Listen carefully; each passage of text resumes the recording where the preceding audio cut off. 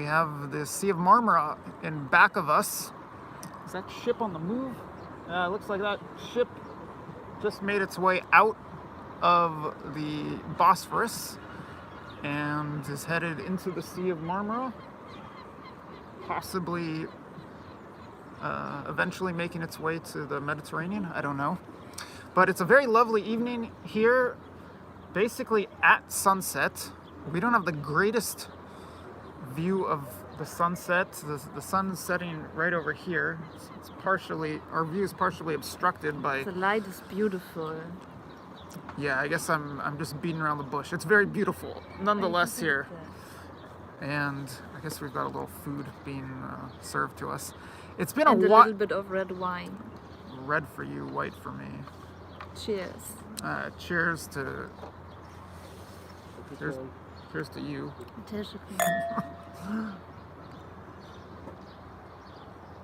Cheers to those of you tuning in. Thank you very much. It's been a while since Merhaba. Are you in Amsterdam or what? It's been a while since we've been live on YouTube, and it's about time we changed that. Thank you for everyone who's tuning in. Cheers to Edified. And everyone who's watching from Nigeria. I'm curious how you found the channel. Is it possibly from our recent Tanzania stay, or however else? New York is in New York City. Yeah, how crazy is New York City? New York City's supposed to be opening back up quite a bit now. I'd be curious to hear what the atmosphere is like in New York. Speaking of which, Istanbul and Turkey are opening back up after quite the lockdown. So I guess you found out about, okay, you found out from Tanzania. We'll be talking a bit, or maybe more than a bit, we'll see how much, about Tanzania during this stream, be it that we spent all of December in Tanzania, followed by the first 4 months. So we spent all of January, February, March, April, and the very beginning of May in Tanzania. I think we were there for 5 months. Not quite 5 months. We were there for 4.5, a little more than that maybe. It was an experience. Tanzania. You had a very rough time at some points. Good maybe morning. More than some points. Good morning to those of you in the U.S. Is it even still? No, it shouldn't. It should be early afternoon on the East Coast, and I guess still morning on the. I think it's 10 a.m. West Coast U.S. time and 1 p.m. East Coast U.S. time, if I have that correctly. We've been in the same time zone for a long time because we arrived on our way to Tanzania back last December. We arrived here and spent a couple weeks here in Istanbul, followed by Tanzania and back to Istanbul, which is all in the same time zone. And it feels crazy that you were so far away and it's still the same time zone. Yeah, I gotta pull up the chat. I gotta get this pulled up on my computer so I don't miss the comments. What I really like is that we had a direct flight from Dar es Salaam to Istanbul, and that just feels great. I don't like it when you always have to, wait for hours for your next flight, especially because all those lounges are mostly closed because of, COVID. Well, first off, someone posed the question, who was it? It was Paul de Boer posed the question, what happened to John Magufuli? And in this broadcast, I'm going to be posing that very same question. I think the short answer, or maybe, I don't know how I should put this, maybe it's to remove the cliffhanger. I don't know what happened to Magufuli. Although maybe that itself is a cliffhanger as well. But we'll definitely get into that. But I was cutting you off, so where what were I you? can say after that, Tanzania has a new president, a woman who is covering her head. She wants that people who get into Tanzania take PCR tests. And I went to several hospitals there, and most of the people are not wearing masks, and the doctor says they don't have an issue with the flu. Okay, we'll get into We get plenty into more that. I more just of that posted stuff. on Facebook that we're live. Yeah, it's interesting that you raised the point that the president of Tanzania, now known informally as Mama Samia, known formally as President Samia Suluhu Hassan, who is a Zanzibari woman, first female president of Tanzania, and she does wear a head covering. At times, particularly when she's abroad nowadays, wears a face covering. Maybe we'll get into that. But interestingly enough, I happened to stumble upon, I haven't told you this yet, I just stumbled upon it today. There is a photo floating around social media that I believe is of, I don't know how I should even, Ms. Mama Samia, President Hassan. In East Africa, so few people refer to her as President Hassan, but for now, I guess I'll just say President Hassan. But I found a photo, I believe, of her not wearing a hijab or any head Really? covering. I need to look into this more, but I think that there are some rumors that for some time she might not have been wearing a head covering. Maybe it's not that big of an issue, but maybe I'll look into that likewise. Do you speak Istanbul? The Salt Lakers ask. Oh, Turkish. They speak Turkish here. Well, we can say merhaba, that means hello. Aşkım means something like Schatz in German, like love, beloved one, or something, you know what you can say. What else can we say? Teşekkürler, danke, thank you. Danke is German. Dankeschön, yeah. I don't know. To the Turkish audience who's tuned in, I don't know if we have anyone tuned in who Teşekkürler Erdem, or Teşekkür Erdem, as someone is commenting, is thank you very much.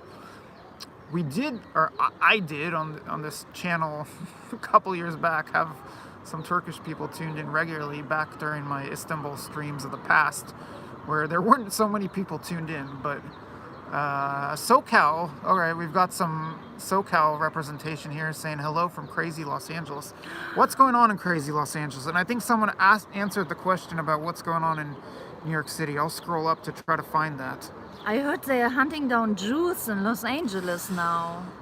Okay, this way to kick this off with some inflammatory rhetoric. There is a, I think, active LAPD case involving some pro-Palestinian demonstrators who are making their ways through the Fairfax district or somewhere near, I think it was the Fairfax in district. West Hollywood. It wasn't in the city of West Hollywood, but it was near West Hollywood, and a fight broke out as they seemed to aggressively approach a crowd with some Jews dining. Wait.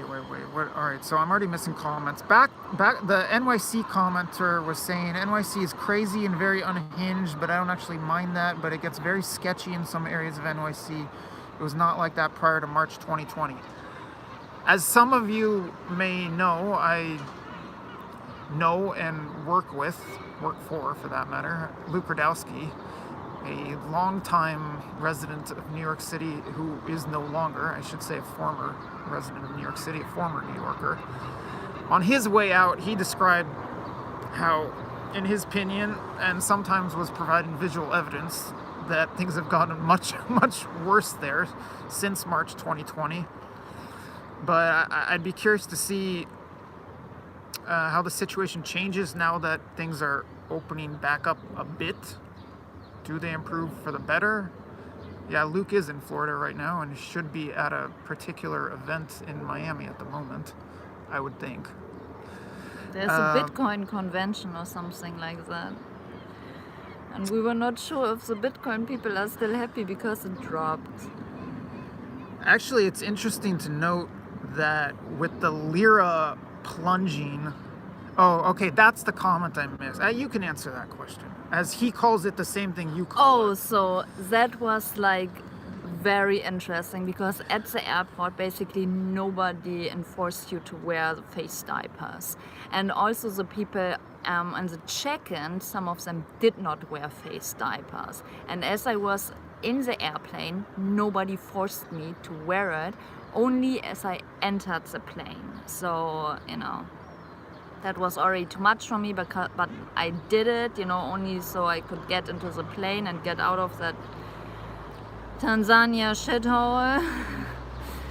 And yeah.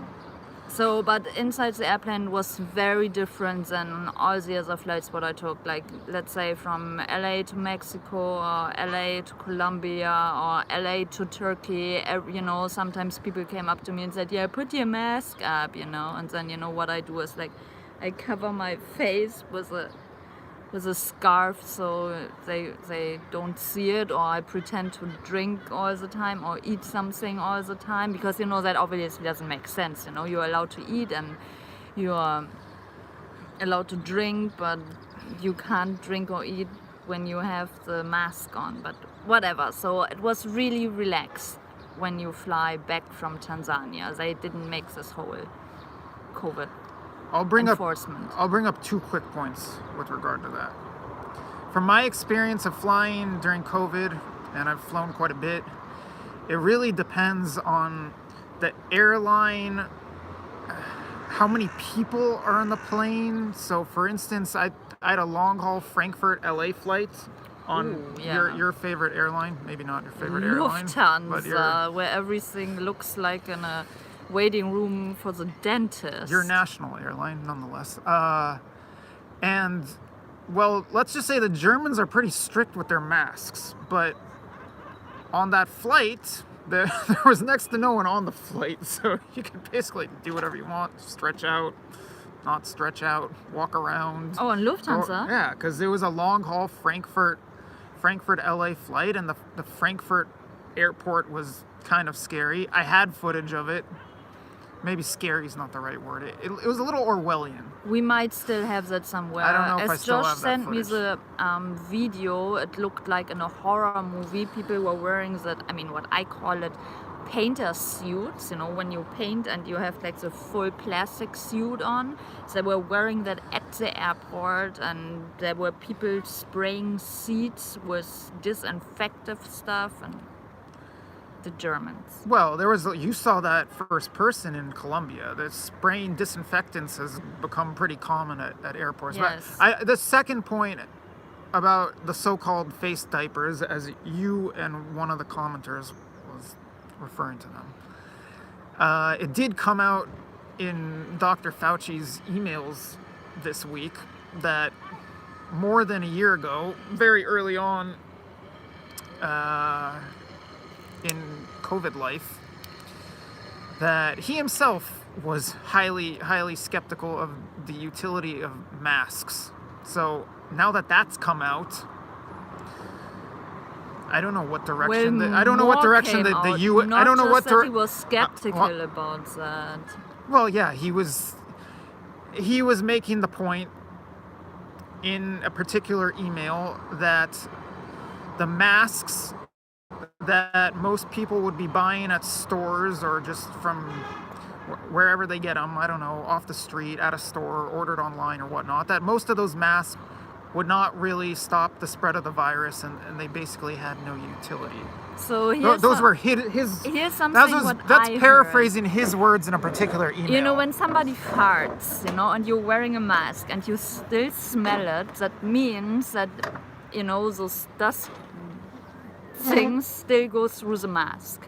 It doesn't, and those viral bacteria are even smaller than that, so it doesn't make sense at all that a mask protects you.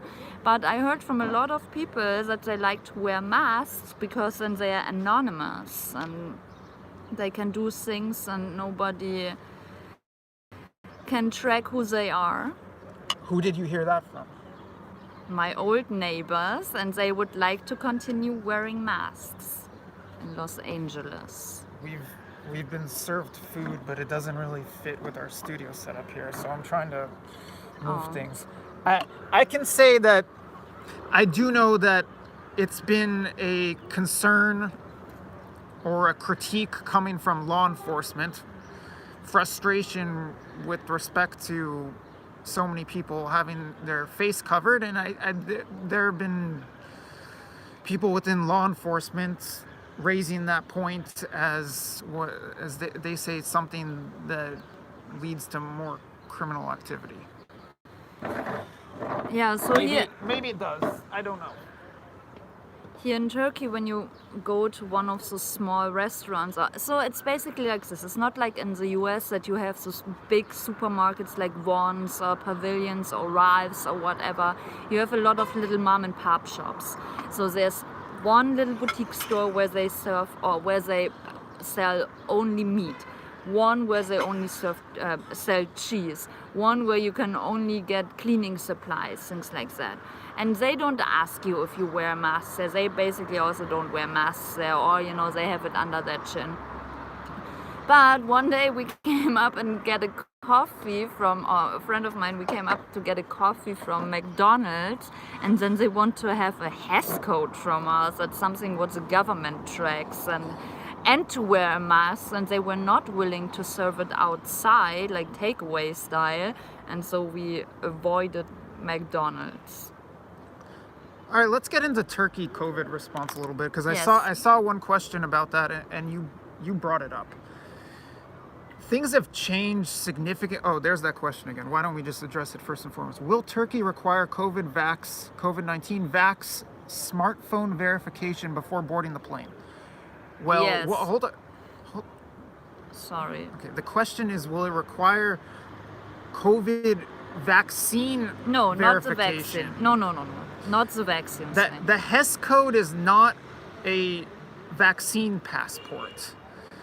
Yeah, let's that- explain what the HES code is. Do you want to go for it or me? Okay, so the HES code is something where you have to put your, on your phone or online, you have to put your passport information, your passport number in it, your name, where you're going to stay, and all the things. And then you get like a code what other people can scan, like those idiots from McDonald's, and then they know where you are. And you also need it to take the tram here now. That is new. But that has nothing to do with the vaccine. I'm not going to take the vaccine. It's not just the tram; it's public transport. So it's from what I hear, it's being implemented across the country. Hex code, yes. No, HES. HES, no, HES. No, hex is like hexe, and hexe means witch. Okay, I don't want to get into witches. Okay, you need the HES code to fly into the country. I believe you need it for domestic flights. If you want to go into a mall, I believe I saw this. I haven't been to any malls since I've been here. I'm gonna need to at some point. I did yesterday or the day before. It was yesterday. I saw outside a mall some security worker scanning people's phones or something. So that clearly had to have been the HES code. If you want to ride public transport, I think nationwide you need it. I'm not positive. In Istanbul, there's something called an Istanbul cart that you guys, I'm looking at a comment, that you need in order to ride public transport, and you can use it for other things. And now if HES. if you want to continue to have a valid Istanbul cart, Istanbul cart, it's a card, so that you can continue to use public transport, it needs to be synced up with your HES code. Basically, the HES code is a tracking system. It's supposed to. Are we back? I apologize about the interruption. Can you, if you're tuned in, I see 4 people are still tuned in. Can you let us know if we're back? Okay. Getting a yes, you're back. Okay. Apologies about that. I don't know if we want to get into the backstory of why I might have a crappier streaming device than I had previously. Well, we can just say it quickly, because 3 of our phones were stolen in Tanzania, and so we we had to buy like what I think is a stolen iPhone, because you can't get new iPhones in Tanzania. They don't have Apple stores or Samsung stores or anything like that. So we had to buy an iPhone off the street. We've still got some equipment issues to work out here, which hopefully can get resolved now in Istanbul, now that things have opened back up. We left off with the Hess code very briefly. Yes. The supposed idea behind the Hess code is that everyone around the country gets notified if they're near someone who is COVID positive or just came in contact with someone who's COVID positive. There are a lot of presumptions that go into this, like whoever's contracted COVID is actually entered in this whole tracking system. I don't really want to get into details. The short of it is the government says that this is going to notify, the Hess code is going to notify, the Hess code system will notify you if you're around someone who's COVID positive or came in contact with someone who's COVID positive. And some of the chains have been implementing it as a requirement to go in, like McDonald's and Starbucks. I'm not sure. There are such better alternatives. I haven't seen a Starbucks here. So much. Oh, there are plenty of Starbucks here, but they're much better. Really? They're much better alternatives to Starbucks. So beautiful, beautiful, beautiful coffee shops. So I would never go and enter a foot into Starbucks here. I have been in Starbucks here before when I've needed it for whatever reason, like I'm covering an election and I need to be at Taksim Square. Maybe or we whatnot. can put it on. But maybe we take off the case to. Yes. I'm nervous the phone would overheat just from. Oh, I have a feeling it might be because. Plastic on plastic. Wait, silent mode. Did we just go silent?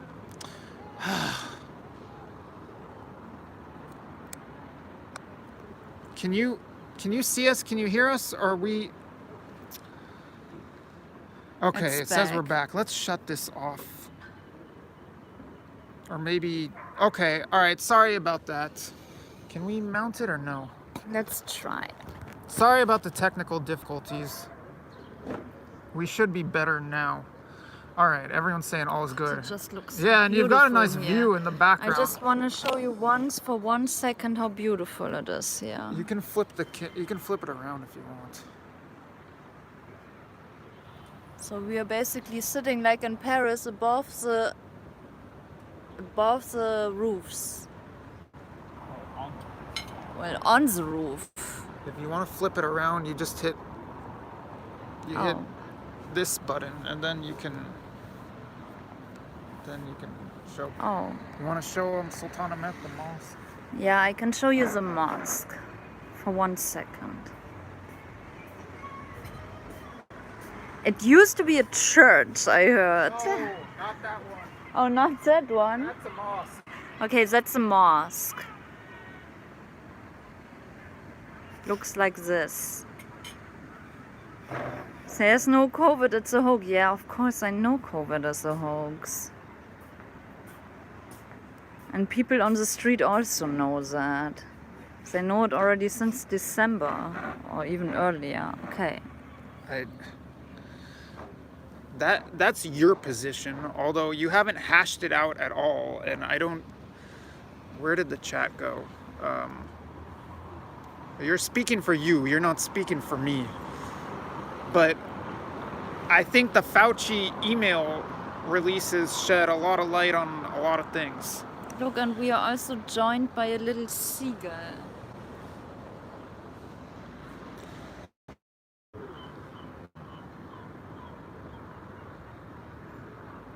I don't understand when I've never worn a mask usually in public and I haven't gotten sick, that there's a pandemic outside. I don't see the pandemic. I don't see everybody dying anywhere. And pandemic is, I think, Greek, and it means like all people or something like that, but all people are not dying. Maybe 0.03% even infected by that stuff. I think more people are getting sick from the vaccine. Pandemic doesn't mean all people die, but I'm not an epidemiologist. I'm I'm not a doctor. I'm no scientist. I'm not the one for medical expertise. Come on, guys, put the puzzle pieces together. So, what do you think? China virus? What do you think that the Americans, put some funding into a lab in Wuhan and then they try to create a bioweapon? Back in the days, there were still protesters in Hong Kong fighting for their life. Well, that's an interesting point to raise because a lot of those people have since been arrested. And we just came up on the Tiananmen Square anniversary. The protest movement in Hong Kong has been pretty well squashed since all this started. What? Okay. Is there someone? Can we pull up the stream on your? Oh, it's on your phone. Yes. That way it doesn't use so much because when we connect it to the computer, these are just technical things I'm talking about. I had the stream going on my laptop and the laptop using the data from the phone, and I think that was causing it to overheat, possibly. Now I'm taking another look at the comments. I would never get this vaccine. Why? For what? Do you want this plate? No, I'm good. I'm not hungry. I'd rather talk with the people in your chat. I need to swing back to Tanzania and Turkey because I just feel bad for the people who really think, there is some killer virus outside. They don't leave their house for a year. And they think they need to stick something in their body and it will make them better. I mean, this thing has not been tested yet for like 9 months, as long as a baby evolves in mommy's stomach. So I wouldn't take that. Okay, we can get back into COVID, the vaccine. Again, I have no expertise on any of these matters, but we can get back into that later. We were talking about the Turkish response to COVID, which has been significantly different than the Tanzanian response. And I want to get into more matters than that related to Turkey and Tanzania. But while we were there in Tanzania, it was free. There wasn't much in the way of requirements. As you may have seen on this channel, we were at a very large New Year's party. It was huge. It felt like the entire island came there to Canberra Rocks and celebrated New Year's, and nobody was wearing masks. And then this German magazine, like Der Spiegel, went up there and only made interviews with Russian people who didn't look so good and spun the entire story and said, oh yeah, people just go there and don't wear masks and think they can celebrate, and then they bring the virus back. And that's absolutely stupid because the people just felt free there, and that was the only place for them to relax, to get out of this dark Germany. And there were many people coming from Germany to Tanzania. Even more so Russians. There were so many Russians come. The tourism demographics of Zanzibar changed quite a bit. Russians and Eastern Europeans were pouring into Zanzibar. But all right, now the evening prayers are getting started, so you'll hear that in the background. Hopefully, just let me know if you can't hear us over the prayers, but I think you should be able to hear us. Well, I thought somebody is singing the first time I was here, but then I figured out that there's one person praying and the other person is responding. If you can't hear us over the prayers, then I'll. Okay, I want to get in the Magafuli. If you can't hear us over the prayers, then I'll put in the earphones. Okay, someone's saying audio is fine. Okay, we're getting more food and more wine here. Can we just put it right here for now? Okay. Okay, so for those of you who aren't aware, the former president of Tanzania, John Pombe Magufuli, who served one full term and then was re-elected last fall and was early in his second term. And who was loved by the people. Loved. Well, not 100% of the people, but 95%. The vast majority of Tanzanians, in my estimation, were very supportive of Magufuli, and many people outright loved him. He was viewed as this leader who fought corruption and looked out for the poor and cared so much about the poor people. Make of that what you may. There were many people around the region of East Africa who were not happy with Magufuli and the direction he was taking Tanzania. Tanzania was having issues in its relations with its neighbors, namely Kenya, which Tanzania and Kenya not only share a border, but they have a common language, Swahili, and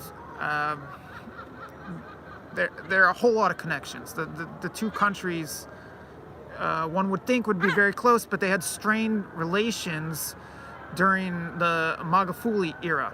Magufuli took a completely different approach to COVID than Kenya, other neighboring countries, Uganda, Rwanda, and for that matter, he took a different approach to COVID than almost worldwide, than almost all countries. He and was leaders against did the World worldwide. Health Organization. Not only was there no lockdown, but Magufuli early on was a very vocal critic of masks. He changed his tune late on masks, but he was nonetheless throughout a very vocal critic of vaccines and Western medicine in general.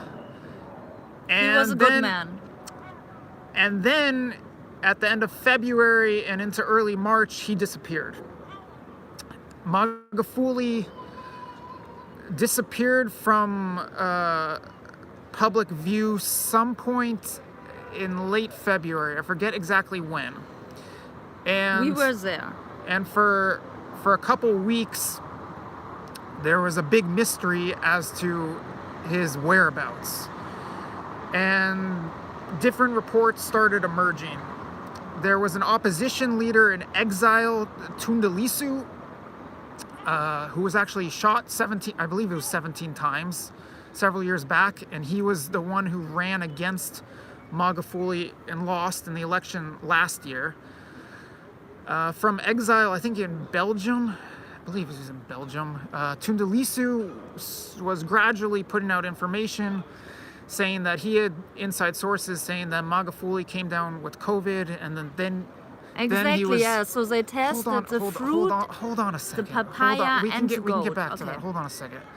Tundu Lissu was putting out information saying Magufuli was airlifted or brought to a hospital in Nairobi, Kenya, and there was Kenyan media essentially corroborating that, and then all sorts of rumors started flying that he might have been flown to South Africa, that he might have been flown to India, that he might be in a coma, that he might be dead. And as that period carried on, it just started becoming more and more apparent that even though the Tanzanian government was first silent about it, second in denial about it, that there was something wrong with Magufuli and that he had a major health problem, if not outright dead. And then I believe on March 17th it was, the Tanzanian government via Mama Samia Suluhu Hassan, then vice president who became president, announced that Magufuli had... No! No. Come on. The bird just ate our food.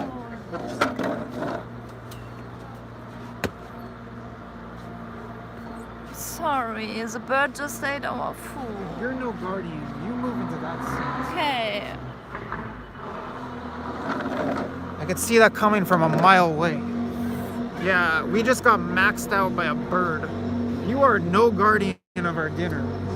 I wanted that bird. So, we had the same issue in Tanzania. Sometimes bird comes up and...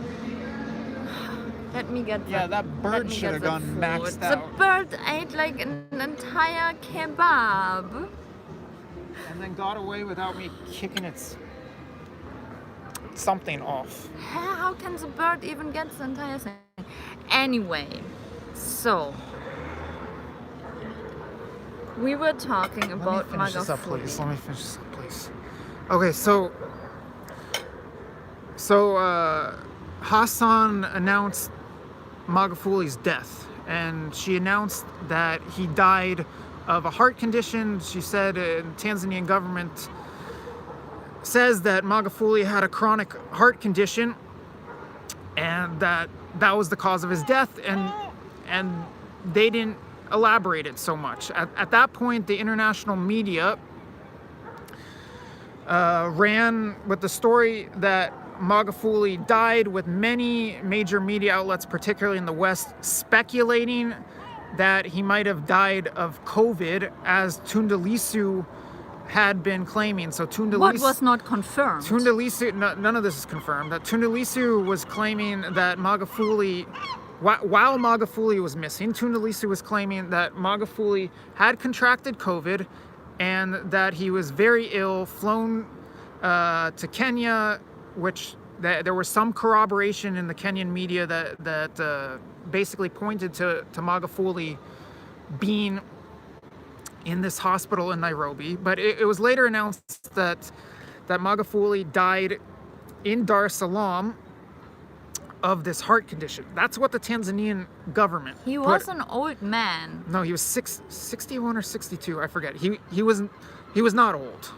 Well, some people die in this age he in was, a heart condition. He wasn't young, and he But might try to he take might, it on with the WHO. He might not have been in great health. That might be a heart attack by itself. Okay, now there's so many. His death raises so many questions, and there's probably a lot of background that would be worth bringing up, including that in the past, Magafuli, by his own admission, had been poisoned. This was several years ago, and Yeah, let's talk about that. by Magafuli's account, he had been poisoned, and he was considering or planning departing public life, and a past president of Tanzania talked him out of that. Also, worth noting is that at the time Magafuli went missing, again, he disappeared from public view late February, and there was absolutely no confirmation or even explanation as to his whereabouts for a couple weeks thereafter. At the time Magafuli went missing, there was a reported COVID outbreak in Tanzania that centered around key political figures. So a vice president of Zanzibar, who's been a major political figure, known in Zanzibar as Safe, who's been a major figure in Zanzibari politics. Again, Zanzibar is a semi-autonomous archipelago within Tanzania. So this vice president of Zanzibar died, and it was reported to have been COVID. Likewise, there were around the very same time, a mainland Tanzanian politician or bureaucrat died, reported to be COVID, and quite a few high-ranking Tanzanian political figures were reported to have contracted COVID. I say reported. I have no idea. I don't know. I have no knowledge as to whether indeed that was the case. There was discussion that some of these people had been traveling in and out of Tanzania. I believe one of them was a high-level diplomat. So there was some discussion that maybe they contracted it from abroad. I don't know. At the same time, or maybe slightly before this, the U.S. Embassy, which had done it before, but was again the U.S. Embassy in Dar es Salaam, the U.S. Embassy in Tanzania, had started raising the alarm about COVID spreading around Tanzania, and the Catholic Church, which interestingly enough, Magufuli is a member of, was also raising the alarm about COVID spreading around Tanzania. The Catholic Church. Now, again, I have no expertise when it comes to this. I'm no epidemiologist, I'm no doctor, I'm no scientist. I did at one point go to this grave site or cemetery that I believe was shown, pictured from an aerial shot in a BBC report talking about there being all these new burials there because of COVID. I'm not positive if that was the exact cemetery because what it was named. Didn't you go there? That's what I'm saying. I went there. What it was named on the BBC report is not the actual name of that cemetery, but based on the location, I think I went there, and I went there with a translator, and we asked around a little bit, and not enough to conclude anything. But from those discussions, we didn't get any confirmation about there being increased or some like huge spike in burials there. So there was all this talk about COVID spreading around Tanzania at the time. This is talk mostly coming from foreign media, the US Embassy, the Catholic Church.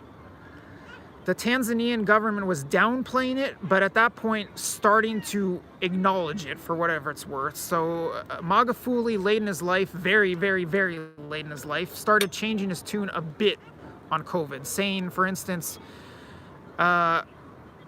your choice whether or not you wear a mask. I'm not going to require you to wear a mask, but if you wear a mask, make sure it's a mask from Tanzania, not from some other country. So he changed his tune a bit and was starting to acknowledge COVID for whatever that's worth. However, hold on one second. However, something else that's worth noting, then I'll let you get into this, is that while Magufuli was absolutely beloved by so many people, to the point that there were stampedes and there were several dozen people who actually died as they were mourning Magufuli's death. Yeah, there were actually multiple stampedes that killed people as people were mourning Magufuli's death. That's how beloved he was by so many people there. However, he was not beloved by the international community. He was not beloved by the neighboring countries, as I got into earlier. There were strained relations between Tanzania and Kenya and other neighbors over trade relations, over Magufuli's handling of Maasai who go back and forth across the Tanzanian Kenyan border. There are strained relations over goods going back and forth across the Kenyan-Tanzanian border. And maybe more noteworthy, there were strained relations. It wasn't so much brought in the public limelight, but you can infer that there were definitely strained relations with China, which is the dominant geopolitical player in the region, that region being East Africa. Magufuli had a lot of populist policies, and one thing that he was trying to crack down on was the export of mineral wealth from Tanzania. He was trying to put in measures so that, in his view, Tanzania wouldn't be ripped off for its minerals, and that Tanzania would benefit from production and export if that were to even occur. And they have beautiful tanzanite stones in Tanzania. And I think one can infer this is something that upset China. Likewise, as I've gotten into in my reports on the railway, I don't know if you've seen them, but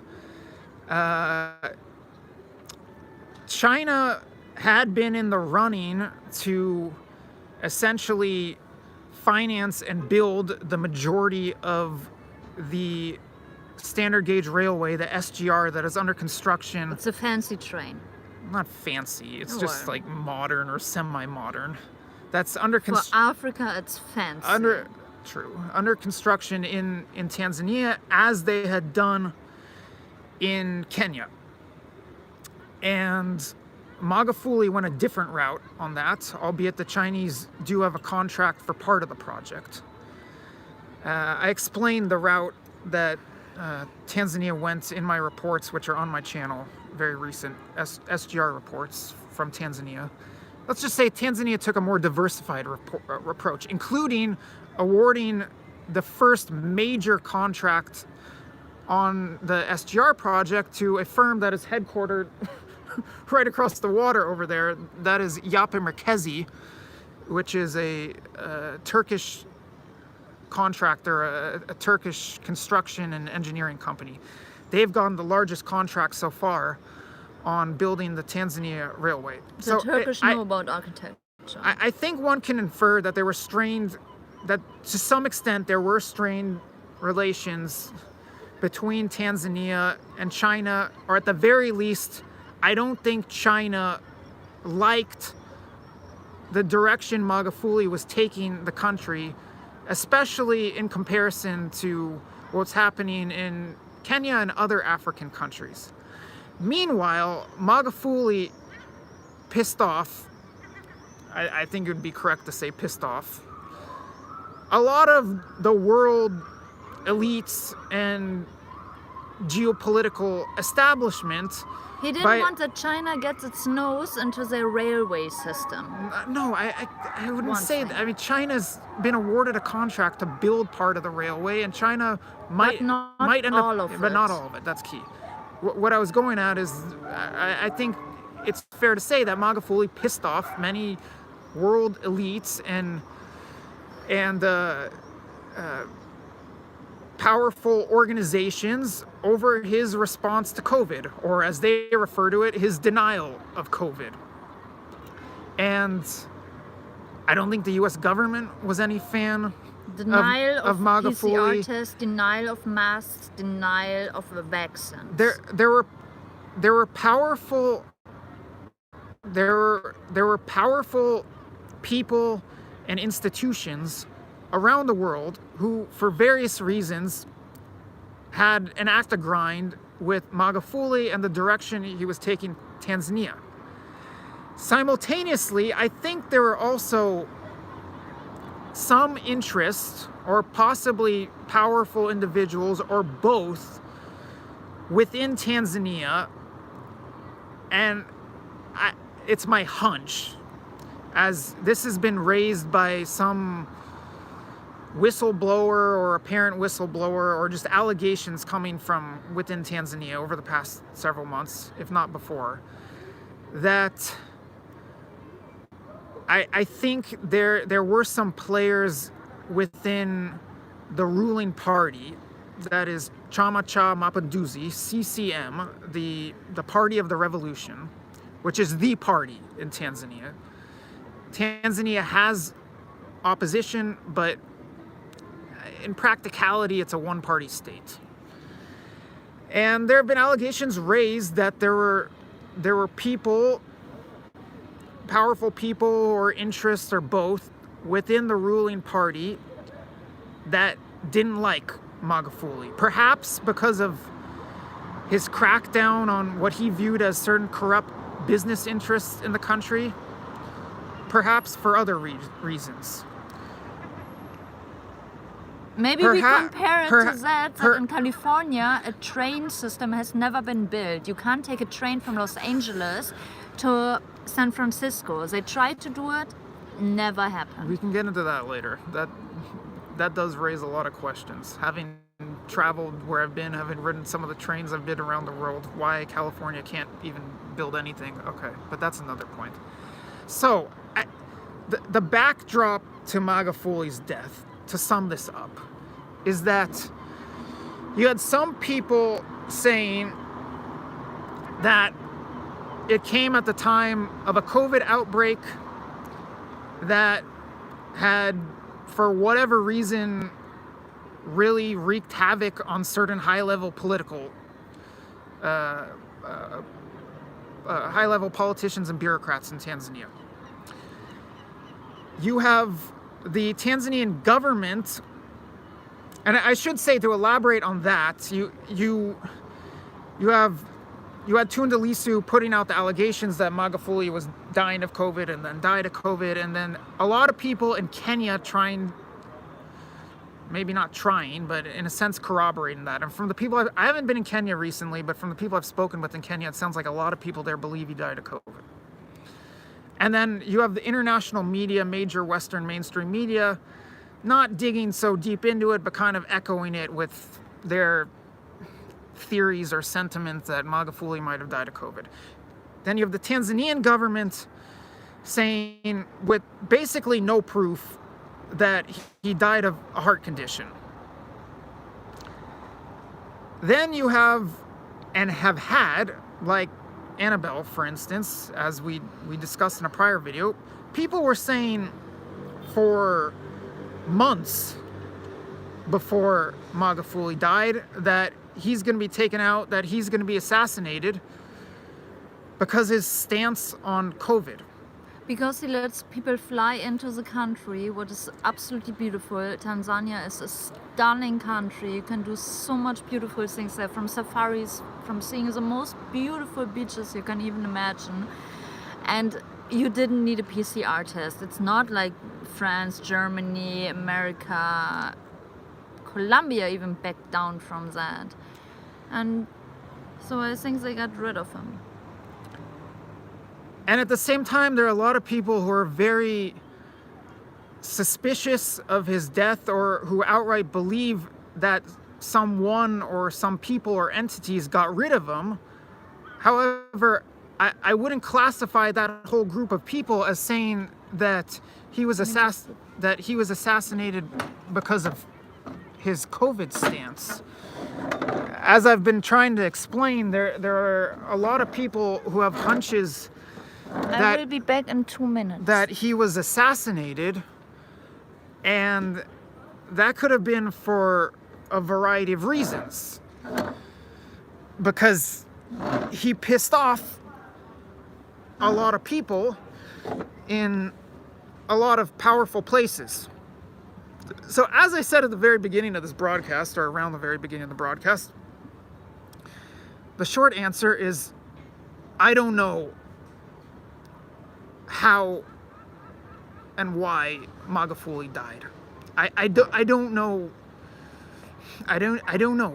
what the actual cause of his death is. I think if the Tanzanian government is going to have a convincing case that he died of a heart condition, they're going to need to present more evidence, because some of the skeptics say, well, he could have been poisoned as he was poisoned previously. Or even more skeptical people might say he could have gone heart attacked, or the so-called heart attack gun could have taken him out. I think if there's going to be a convincing case that he died of COVID, likewise there's going to be the need for a lot more information to be released about his actual whereabouts and all the time he was missing, who he came in contact with, and a lot more than that. And again, I'm no epidemiologist, I'm no doctor. I wouldn't be the one to figure that out. If Magufuli was assassinated, which is a possibility, then maybe with time more and more information comes out, and maybe a compelling case is made that he was assassinated. All right, I think that sums up that issue, but I haven't been tracking all your comments on it, so let me see if I can... I'm back, and I got you some cherries too. Let me see if I can see all your comments on the Magufuli matter. Cherries are delicious here. Now we are getting also some candlelight. All right, How key romantic. would be chest X-rays for Corona-sama. Yeah, like some of you guys might have much more medical and scientific minds or forensic minds than I have. So maybe I don't know. Maybe what's the term? Maybe You we can put it here, that's maybe we fine. can maybe we can open source this. I don't know. Yeah, sure. A good point on the, you know what, on the autopsy, I don't remember. We Was got even more fruit. there an autopsy conducted? Oh yeah, push some. I'm not sure of that. I need to Rob SNLA. That's a good okay. point. I need to look into that. Needless to say, No, you can leave it here. needless to say, Tanzania is not the U.S. Not that Just leave it here. not that necessarily if a U.S. president dies in office or is killed in office, as has happened, that there would be a very coherent and credible investigative report produced on the matter. Let's Oh, see. you got the light on. Yeah, Tiens, but chocolat. now that's we're worse off with that, because now the light's in the broadcast and I gotta stick my head up into it. Okay, I'm scrolling through your comments on the Magafuli matter. Roz JD, thank you for tuning in. Good to see you. It's been a while. Roz JD says, I pity the Magafuli. Yeah, what I also can say about Magafuli, always when I took a cab and talked to the cab driver, they just loved it, man. I've never seen that in any country, that people are loving their president so much. On that note, you and I touched on that in a previous video on this channel. Someone's saying the light is good. All right. There were definitely people in Tanzania and some Tanzanians outside of Tanzania who disliked him. The opposition party. It's not like it's not so much the opposition party. The opposition there is fractured, and that gets into the point that I'm about to make. Magafuli was quite authoritarian.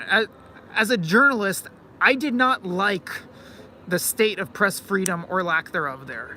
In fact, while Magafuli was missing, I was in Dar and I filmed a report there talking about it, and I did not publish it because at that time there were people in Dar, in the same city where I was at, who were getting arrested for spreading misinformation or alleged misinformation about Magafuli's health and whereabouts.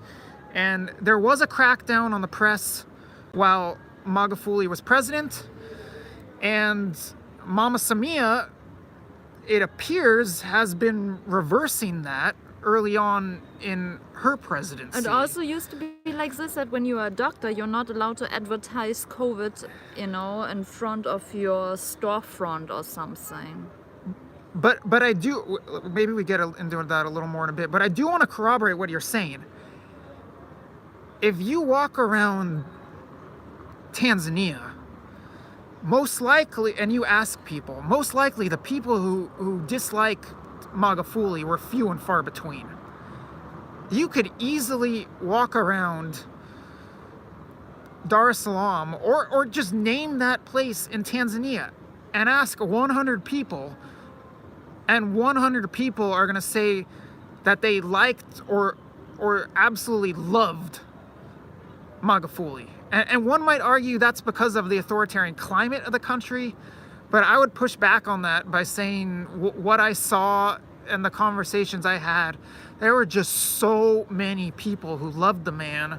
There's and real I haven't freedom. I haven't experienced that anywhere else.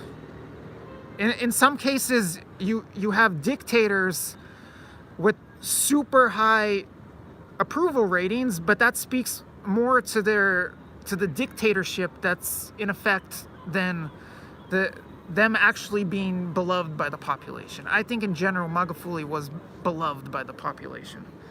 All right, I'm going to scroll back through the comments. Agree with Annie M calls Magafuli the greatest Africa leader. I presume you're referring to Magufuli. There's no other. Okay, There was no other leader than Magufuli. Cheers to Magufuli. Paul de Boer is saying, is asking the question. So it was the China deep state. I can't answer that question other than saying there are theories and allegations floating around that China had involvement.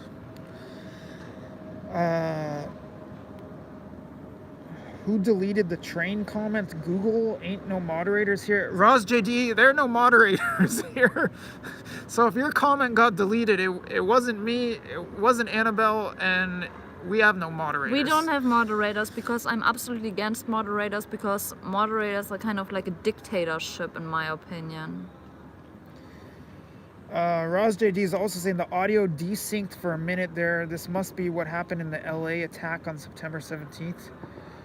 I'm not actually sure what you're referring to. If you're referring to us being under attack in LA last September, is that what happened? Are we going to go back into the it wasn't riots? September 17th. Are there still riots in the United States? I heard there's a new governor, somebody new running for governor in California, and her name is Caitlyn Jenner. That maybe we get into California news later. Roz JD also made the comments, Trump was so beloved that people got trampled to death in the Capitol, so they called it drug overdose. There are actually a lot of parallels between Trump and Magufuli. I haven't brought these up before. Maybe I'll do a whole video on it someday. Trump, I would say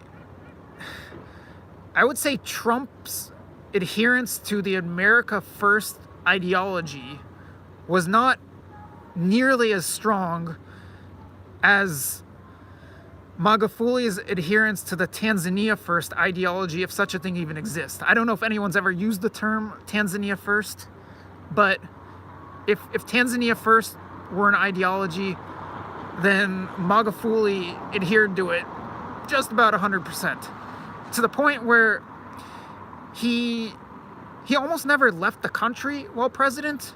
He eliminated a whole lot of the travel to other countries, just saying it was a complete waste of time and waste of money, and money was better spent on things like the railway. And as I said before, he pissed off a lot of people all over the world, but including in neighboring countries. And since then, Mama Samia has been on the mend. And I think some of what she's doing is mutually beneficial for Tanzania and Kenya, for Tanzania and Uganda. Tanzania and Uganda just finalized this oil pipeline deal that at first was going to be routed from Uganda through Kenya to the Indian Ocean coast. Now it's going to be routed around Kenya through Tanzania to the Indian Ocean coast. And I think a lot of what Mama Samia's doing in mending relations with Kenya, with Uganda, maybe even Rwanda, is probably going to be beneficial for trade in the region, and maybe there's a trickle-down effect to individuals in Tanzania. I don't know. Although I'm questioning the intentions of this new female president in Tanzania. Okay, well, on that note, from what I'm, we're not there at the moment. We're only there for a month, like close to a month and a half of her tenure as president. I am hearing that there are a lot of people questioning her. Interestingly, on what I'm just talking about, so right away, we'll get to the question of, is she a globalist? Right away, Hassan made a visit to Kenya, well, first to Uganda. On both of these visits, she wore a mask. What I found she was so not wearing a mask in Tanzania, but when she went on these foreign visits, which itself was something that Magufuli shunned upon, but right away she went on these foreign visits, and She could have been struck- just a strong woman and say, I'm not wearing a mask because masks are not working. Okay. And, have some balls and, go into a different country and say, hey, I'm the, new president here. I'm not playing with your stupid rules. She didn't. And maybe that's symbolic of a lot of things, or maybe it's just her trying to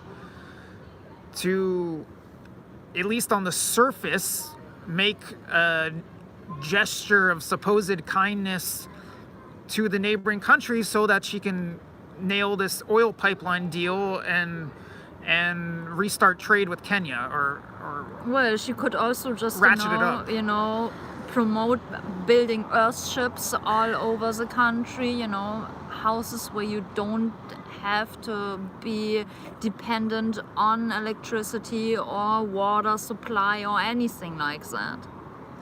Yeah, face diaper, no, she only wears this thing over her head, but she's basically all covered. a hijab Hijab. or some other type of Muslim head covering. I don't know. And she's from Zanzibar.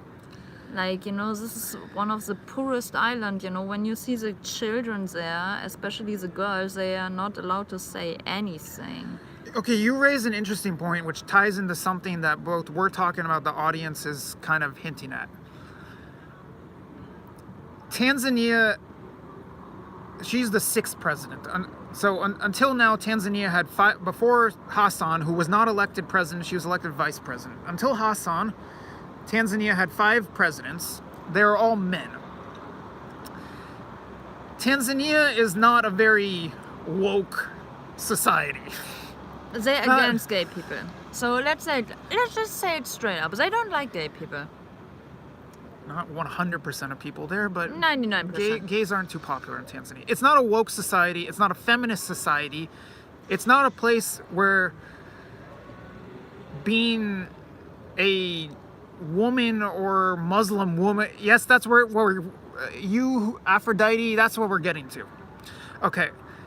Tanzania is not a society where you being a Muslim woman scores you so many political points and that's something to run on.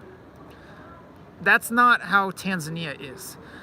Now, you've raised the question, I think, how is it possible that this Zanzibari woman, this Zanzibari Muslim woman from basically a village in Zanzibar, she's not even from Stone Town or Zanzibar City, small town. How is it, where she's from a place where they have beautiful sunsets, by the way, how is it that she becomes president of Tanzania? Have you been posing that question? Yes, I have, because it's basically impossible. I saw those girls, and there was somebody else asking, how is it possible to build a house without being connected to electricity or water or gas or something? You build an earthship.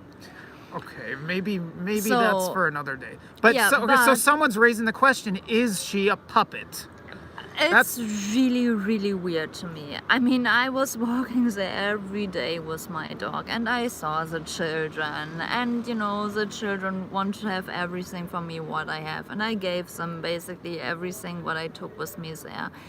And it doesn't seem like that, when you grew up in one of those little huts there, that you can suddenly become the president of a country like Tanzania, because Zanzibar is only one part. So this country is basically split.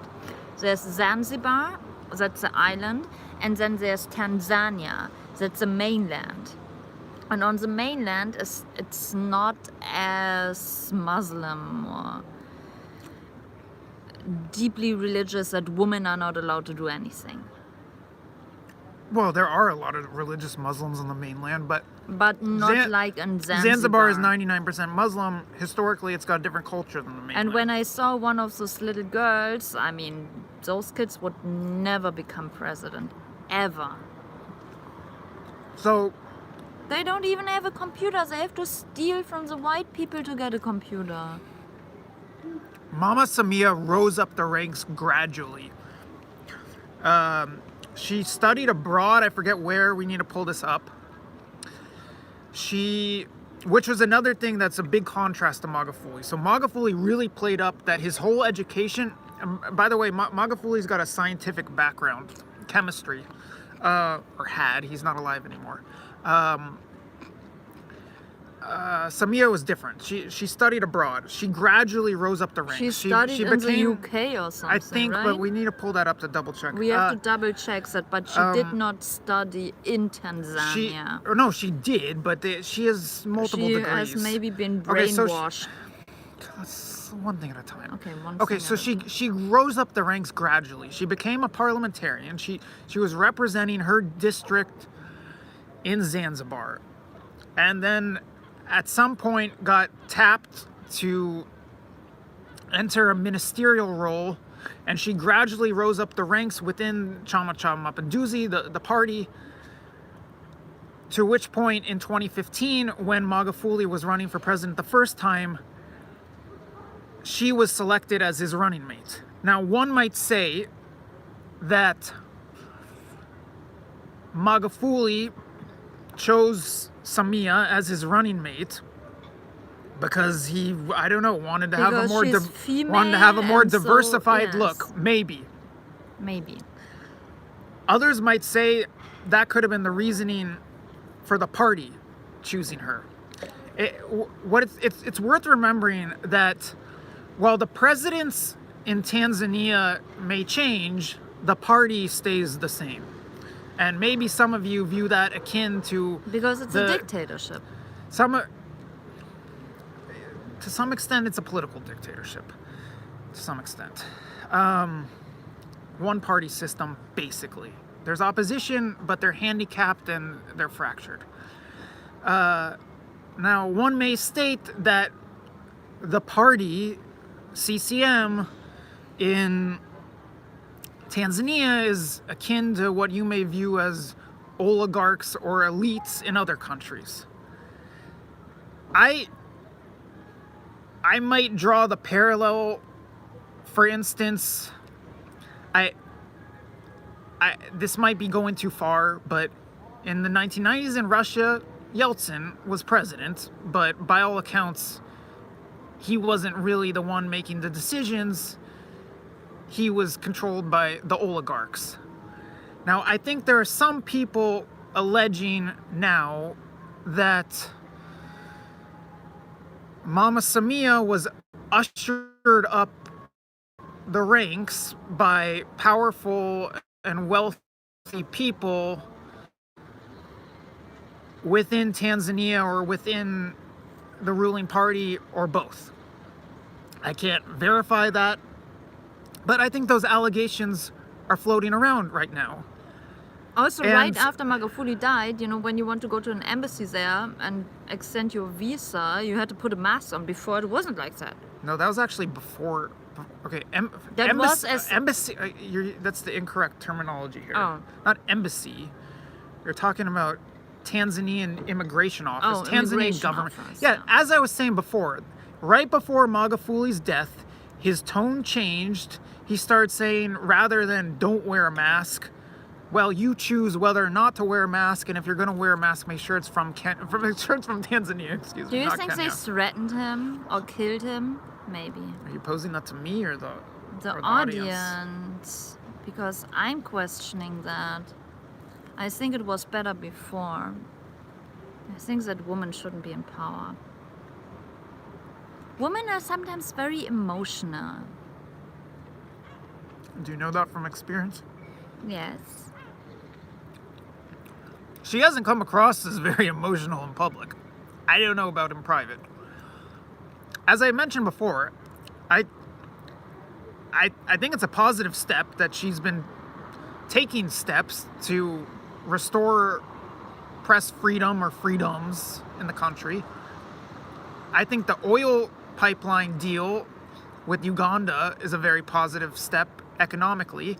And if you've watched my entire video, the third video that I did on the railway that's under construction, then at one point you might have heard me saying that I spoke with a high-level Tanzanian railway official or a high-level official on the project, and he was saying that everything is continuing on as it was before with the construction of the railway, continuing on under Mama Samia as it was before under Magufuli. So the infrastructure projects are continuing on.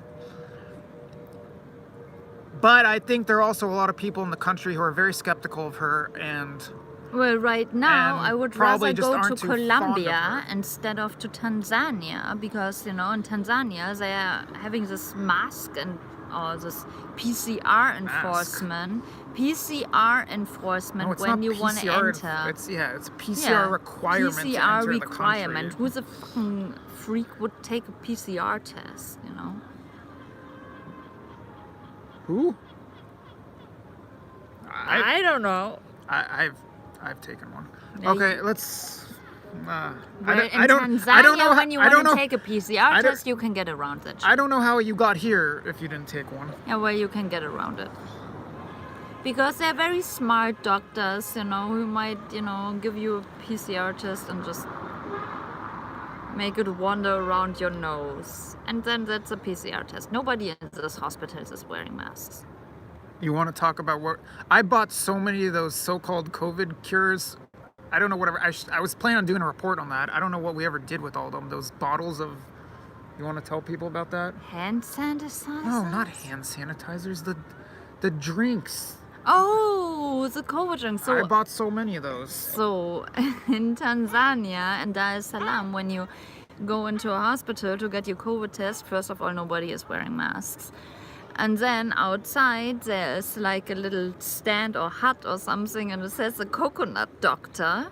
And yeah, you can get your vitamin shot, it's like a thing with avocado, coconut, and papaya, and all great fruits together. And I mean, those doctors know that's not true.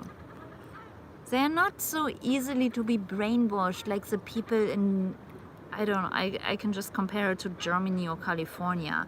It's like they just do everything to make some money, or I don't know why people become doctors nowadays. Maybe you can say that to me. But I don't know, I wouldn't go to any doctor right now because they just tell you bullshit. You have something and you don't have anything. And they just want to do surgery on you. Okay, someone asked an interesting question, which I don't have an exact answer to, but where did I click But in off general, of it? I can tell you, Istanbul is just beautiful. It's just my most favorite city in the world. It's just so nice. Okay, so Sh Spurs 1 or SH Spurs 1 asks, Josh, since COVID thing started, how many African leaders have been ousted or have died? I don't know the answer to that, but with regard to that and the conversation we're having, the president of Burundi, interestingly enough, died at a similar age Yeah. as Magufuli. He might have been 55, I think, and reportedly died of a heart condition or heart attack as well. Burundi's a neighboring country. So make of that what you may. So, and I also want to put up something. How is this crazy that people in the United States are offering free donuts and free pizzas for people who are vaccinated? That's absolutely insane, isn't it? By the way, SH Spurs 1 also notes Zanzibar most famous ever person, Freddie Mercury. Oh yeah, we figured out that's not really true. Freddie Mercury's from Zanzibar. Freddie Mercury is from Zanzibar? Yes, he's from Zanzibar. You were outside his house. The only thing that I'm not sure of, it's in Stone Town. But the people outside his house said it's not confirmed. What I was saying is that Freddie Mercury made great music. they're all if you go to Stone Town, the historic capital of Zanzibar, which is a very cool place in my opinion, all these guys on the street are going to be trying to take you on a tour to Freddie Mercury's house. And there's this place called Freddie Mercury's house You can also just walk there, you don't have to take a tour.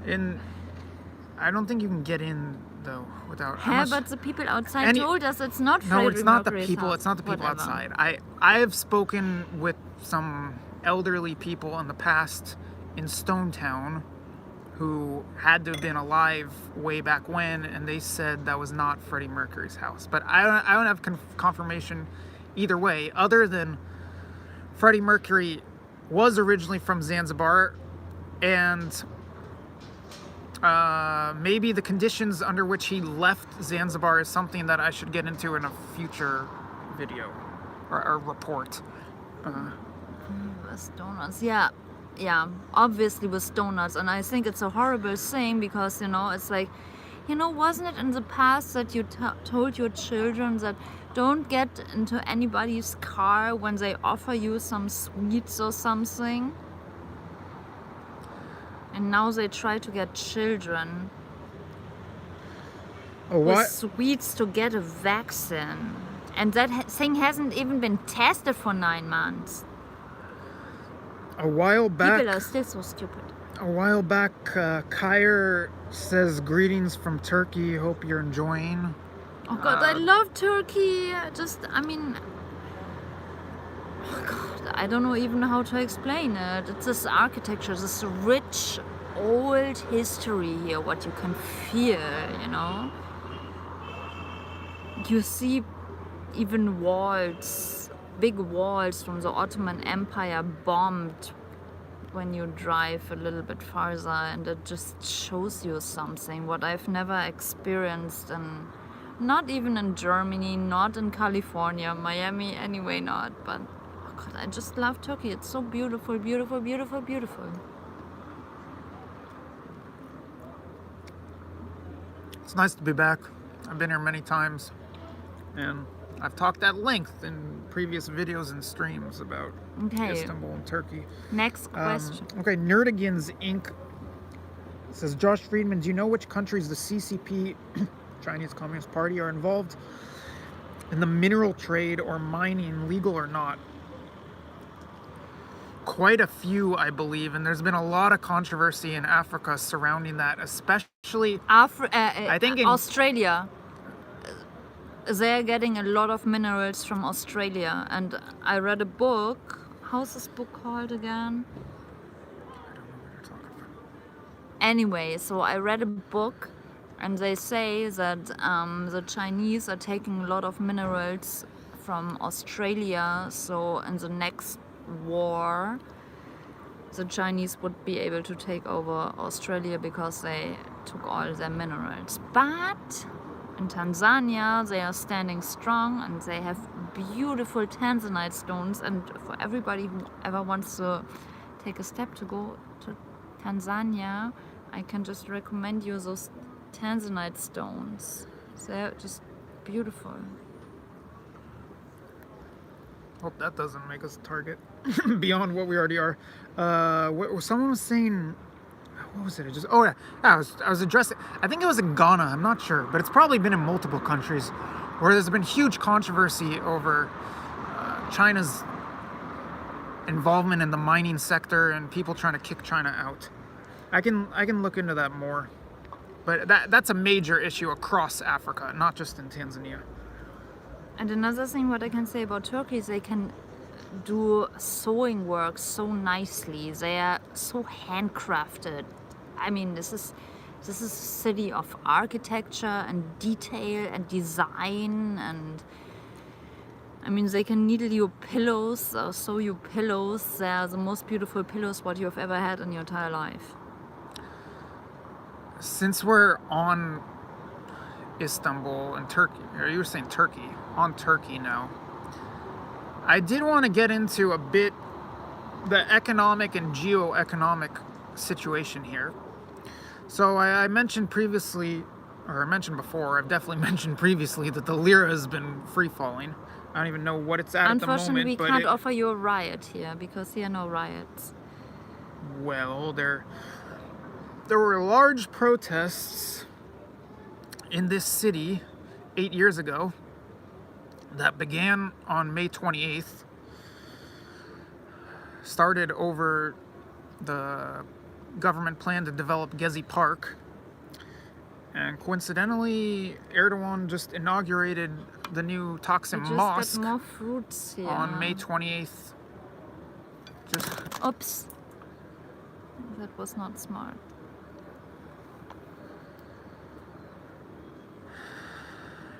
as I was saying, Erdogan just inaugurated the new Taksim Mosque, which you can hear all about in the last video on this channel on May 28th, the 8-year anniversary of the Gezi Park protests.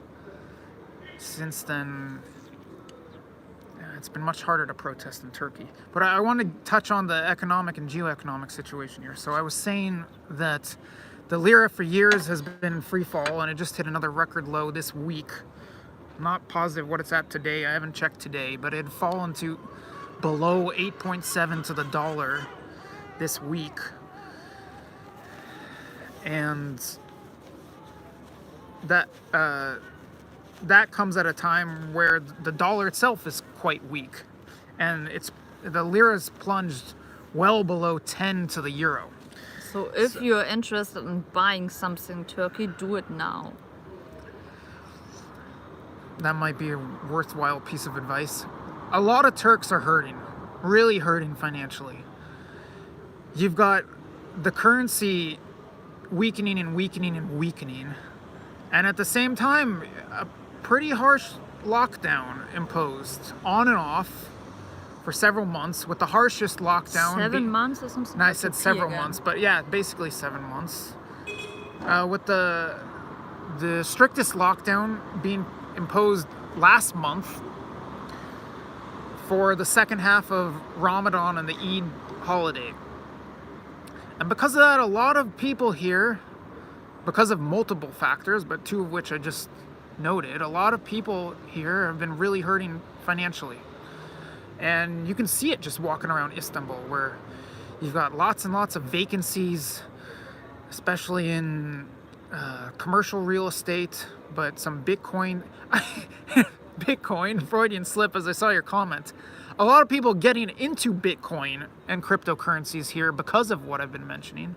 Probably a lot of people getting hurt because of Bitcoin speculation here. But yeah, if you've been storing money in Bitcoin here in Turkey because of the devaluation of the lira, and doing so over a period of years or maybe even months, then you're doing quite well.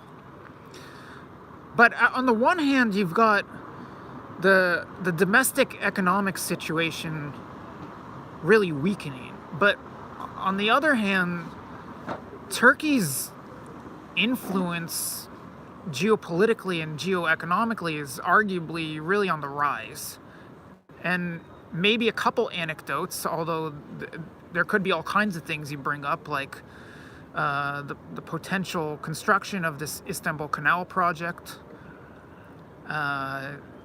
Turkey's at times controversial oil and gas exploration. And they're building the tram all the way through the city. That's in Istanbul, or at least Turkey positioning itself as somewhat of a oil and gas hub in the region.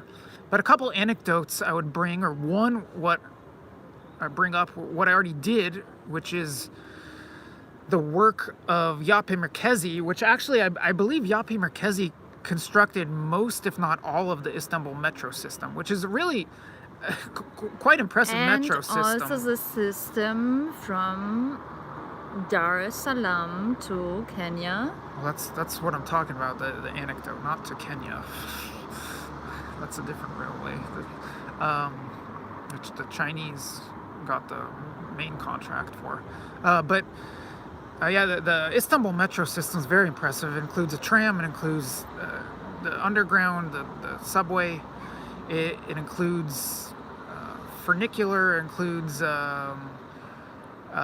buses. It all works very well, including going at one point, which we've ridden, where the train goes underwater, taking you from the European side to the Asian side, vice versa. And much of that, if not all of it, was constructed by Yapi Merkezi. And Yapi Merkezi is starting to make a name for itself, as it's not only getting a major contract in Tanzania, but it's also got a similar contract, which I got into in my most recent SGR video in Ethiopia, where it's constructing an SGR in Ethiopia that links to the main SGR line that's already completed, that links Addis Ababa to the Indian Ocean coast and Djibouti, which the Chinese pretty much built and financed.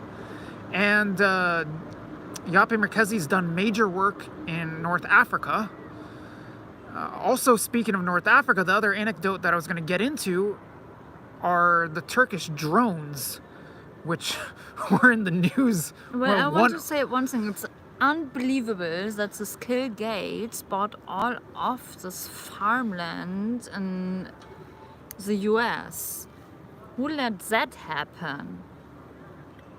He didn't buy all of the farmland in the US. He didn't buy anything close He to bought all the major farms and everything. He became the leading farmland owner in the US. Yeah, great. Kill Gates connected to the fucking vaccine, and then you want to give him some farmland? He's going to destroy all the fucking land.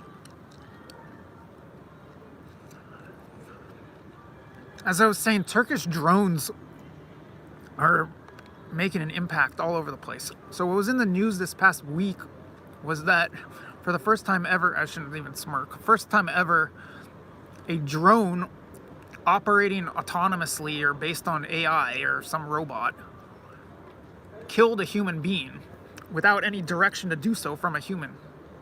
And I think that happened in Libya. And it was a Turkish drone. But last year when I was in Armenia and witnessing the war firsthand, what's widely viewed as the leading factor in Azerbaijan winning that war was the drones that Azerbaijan acquired from Turkey and Israel. And the Turkish Bayraktars, the Bayraktar drones, proved themselves very efficient and effective on the battlefield in Nagorno-Karabakh and even in Armenia. I don't know if it was an Israeli drone or a Turkish drone. I heard Israeli, but in my last video from Armenia, I showed you, what was it, I think it was a Scud missile and launcher that was taken out in Armenia proper by a drone. So these Turkish, also in the news this past week was that Poland is purchasing these Turkish drones. Turkey's now taken a side in the regional conflict, the Russia-Ukraine conflict. Turkey's taken the side of Ukraine. It's now just overt that Turkey's taken the side of Ukraine, and Ukraine has acquired these Turkish drones as well. These Turkish drones are having an impact all over the world. Have had an impact in Libya, on the battlefield, had an impact in Libya, not just this one incident, but in the actual war and fighting there. Had a very noticeable impact in Nagorno-Karabakh in the war between Armenia and Azerbaijan. And I mean, who knows what's going to happen if something much worse than what has already happened erupts between Ukraine and Russia, which could bring in all kinds of crazy scenarios. But yeah, so at the time where domestically the economy is really in bad shape in Turkey, Turkey and Turkish companies are really having an impact around the world, and I find that quite noteworthy. I don't know if there's anything else you want to get into on the economic front here. Well, I can say I'm against the war, obviously. I think What there should war? be against any war. I think we humans should find a better option to not make wars with each other. I mean, we can be angry at each other, we can hate each other, we can be angry on our neighbor and, throw some paint against, his window or whatever, but we shouldn't kill each other with drones. Well, as I saw last year in the Caucasus, drones are a huge new element of the battlefield, and more of warfare is going to go in that direction. And What happened with Is- us humans? Can't we just be peaceful with each other? Can't we just enjoy the sunlight? Can't we just garden with each other and be nice with each other? Apparently not.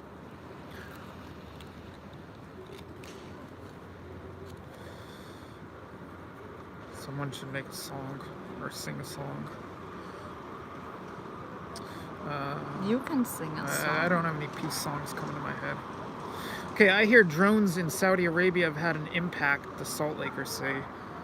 Well, there was that incident a while back of Saudi Arabia allegedly hitting an Iranian, what was that, an oil facility or something with a drone? That was a big deal. And especially right now, everybody is so, concerned with COVID and all this stuff, so they are not really paying attention to what the tax money is being paid for.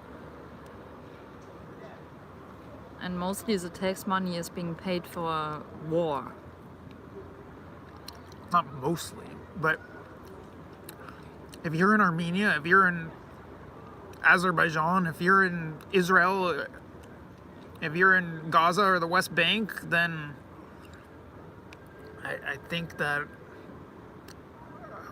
a lot of people there view an inherent need for defense and the defense industry. Yeah, so what's up in America? Are they still protesting there on the streets?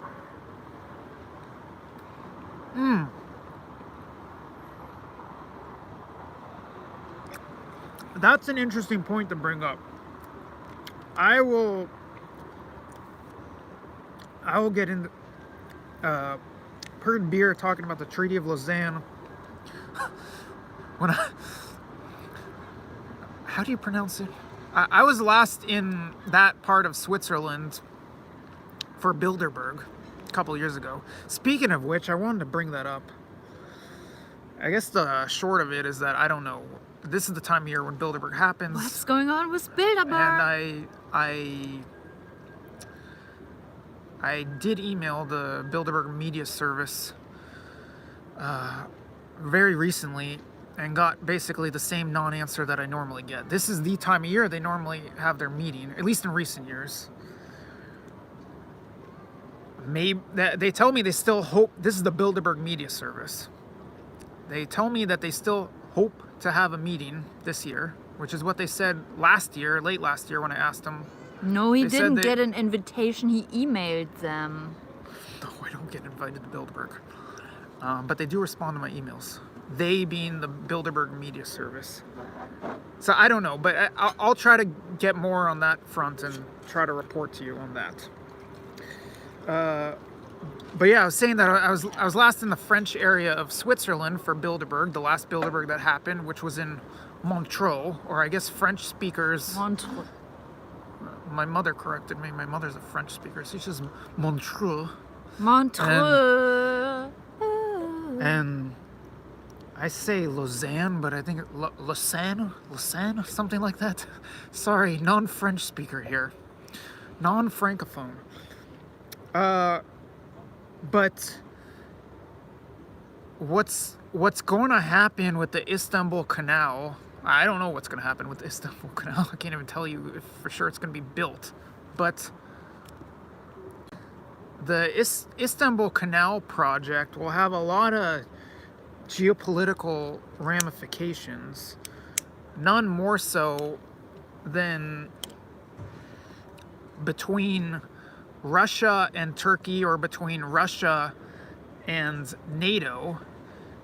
And what, as I've talked about in the past, what currently governs the passage of ships right behind Hello us, to Tennessee. well, which is through the Bosphorus. What currently governs that is the Montreux Convention, or Montreux Convention, Montreux. which I believe was signed in the exact building where Bilderberg took place in 2019. I'm not 100% sure of that, but I'm about 99% sure. Pretty sure that's where it was signed in 1936 or whatever year it was. So that governs the passage of ships between the Black Sea and the Mediterranean through the Sea of Marmara right in back of us, and the Bosphorus Strait right over there. And currently, that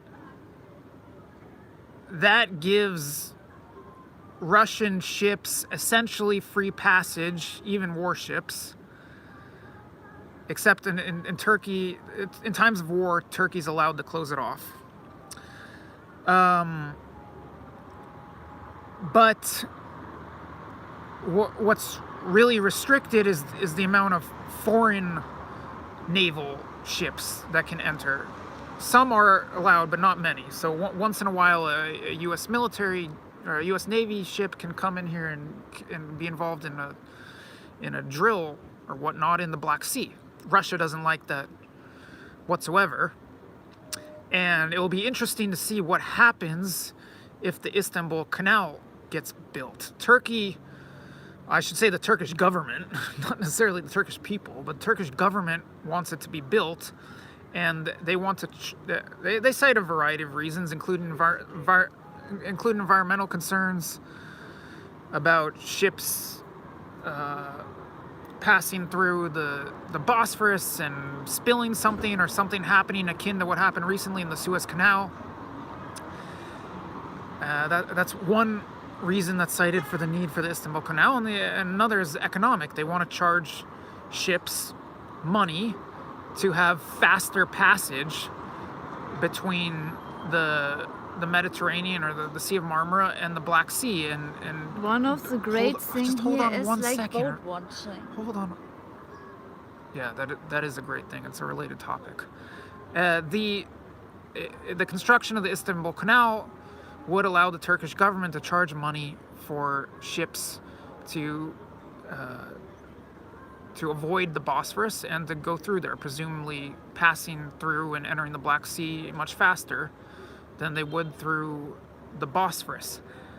The Russian government doesn't like that whatsoever. Theoretically, you could end up with a bunch of U.S. Navy vessels or other NATO warships entering the Black Sea via the Istanbul Canal, because the Istanbul Canal wouldn't be governed by the Montreux Convention. All right, you can talk about ship watching. Yeah, it's great because here's the Sea of Marmara. You can see what Navy ships go across, and there's only one outlet. It's the Bosporus, and they have to go through it if they want to go to the Black Sea. So you can basically vice see, versa. and vice versa. So basically, you can see what Navy ships, with this big weapon stuff, is going through here. And we don't want that anybody is killing each other. It's like, we are humans. We try to live in peace. We don't want war, are we? Speaking of which, semi-related. I'll let you, if you have anything more to add to that, I'll let you add to that before. I don't know what to add. On the topic of geopolitics and Russia, Turkey, NATO, Europe, I was thinking about doing an entire video or report on this, maybe writing about it also. I think it's something way overlooked in the US. I just think it's so beautiful here. I just want to look at all the lights, and it just looks so beautiful. Russia is building the Nord Stream 2 pipeline to your country. Germany. Yeah, building it very close to where you're from. Dark Germany, actually. Hamburg. Oh, God. Eastern Europe is completely opposed to the project. What Nord Stream 2, so there's already a pipeline from Russia to Germany. It's Nord Stream 1. Nord Stream 2, which is being built, would allow Russia to divert gas away from Ukraine. So right now, much of the Russian gas that goes to Europe gets piped through Ukraine and then onward to other European countries. And ever since the Ukrainian conflict arose, Russia's wanted to divert its gas away from Ukraine, and it's gone about it in multiple attempted routes. So the first attempt was to try to build a pipeline to Bulgaria called South Stream. And the EU essentially denied that. Curiously, the EU approved the pipeline to Germany. Maybe that says a lot about the EU, but I'm not going to get into that right now. Likewise, Russia embarked upon the Turkish Stream pipeline, which is built but not entirely. So Russia has a pipeline now to Turkey, which also diverts gas around Ukraine, but it hasn't been approved or constructed to continue on into Europe. The Nord Stream 2 pipeline would result in a very large amount of Russian gas being piped to Europe through Germany, like a disproportionate amount. But Angela Merkel already allowed Putin to get the pipeline to Germany. Well, that's the Nord Stream 2 pipeline. Yeah, and she's basically funding the Russian military with that. Well, many would make that argument. And Eastern Europe totally opposed to Nord Stream 2. The US government has, or maybe I should say had, been totally opposed to Nord Stream 2. In the Trump years, legislation was put in so that the US government can sanction the companies that are involved in the Nord Stream 2 pipeline and the construction, which include multiple major energy companies in Europe, among others. And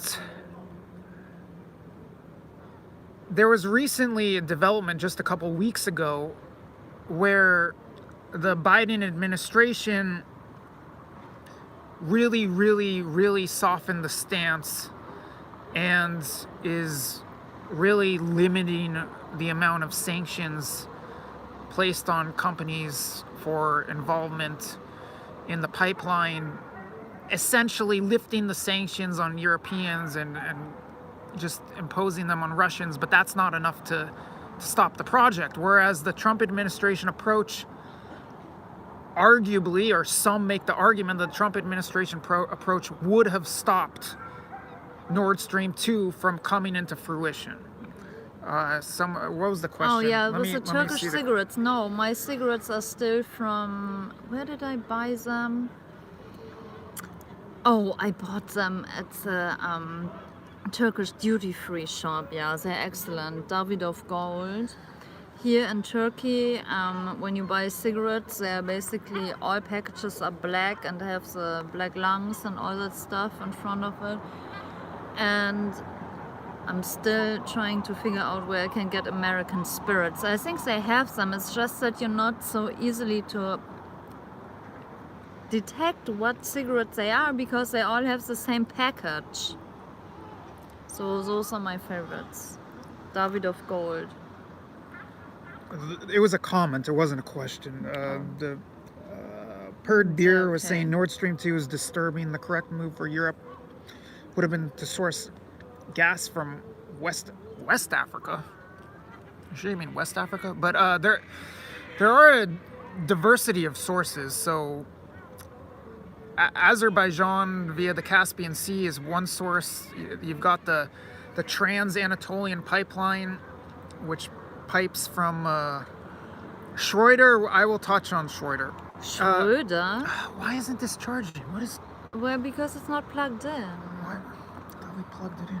1 second, we have to plug in the phone. I don't want to knock this thing out.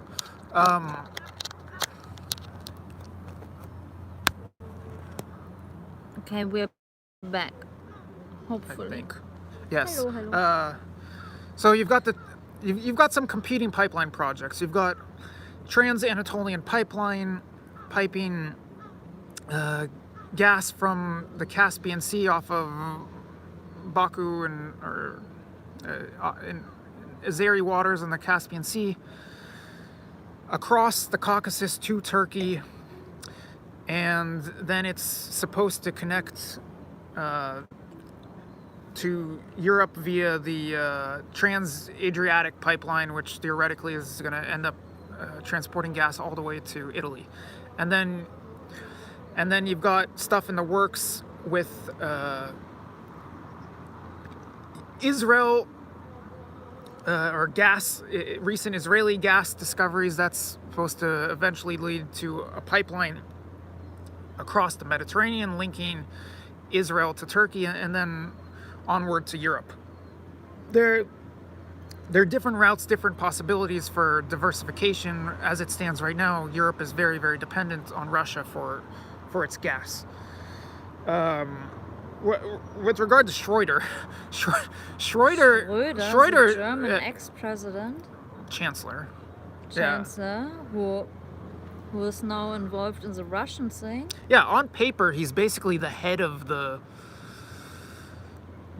Nord Stream 2 project, which is a little suspicious. Well, I heard he only got into this chancellor thing because he hired a bunch of American marketing specialists so he could get this chancellorship in Germany. This thing is all rigged. Okay, Perd Beer is talking about West African gas being shipped to Northern Europe.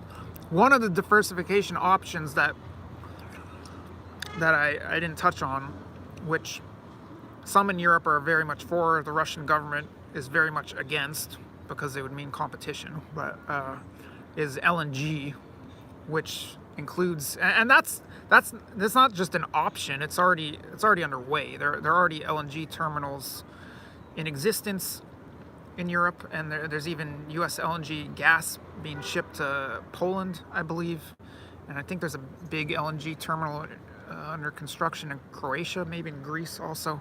LNG is another diversification option. But yeah, Schroeder is... Schröder. Gerhard Schröder. Gerhard Schröder is directly... He claimed to be on the Green Party side. He is directly involved, working for the Russian government and Gazprom at a high level on the Nord Stream 2 project. And it raises a lot of questions. For years we heard about how Trump worked for Russia. Here's a key. What do you need? Do you have the key? What do you need?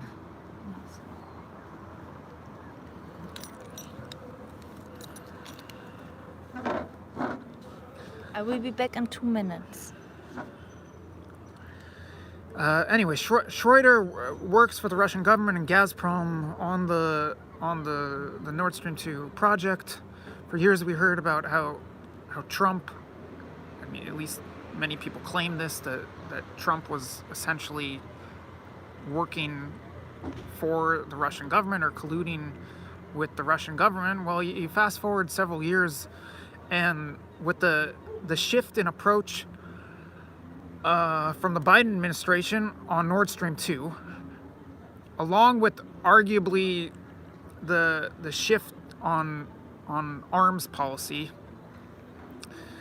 or dearmament, it seems as though that based on action, not rhetoric, it's turning out that Trump, at least thus far, was a lot more hawkish on Russia than Biden. And you could argue the same about, with regard to policy and action, you could argue the same about Trump with respect to Obama, because it was under Obama when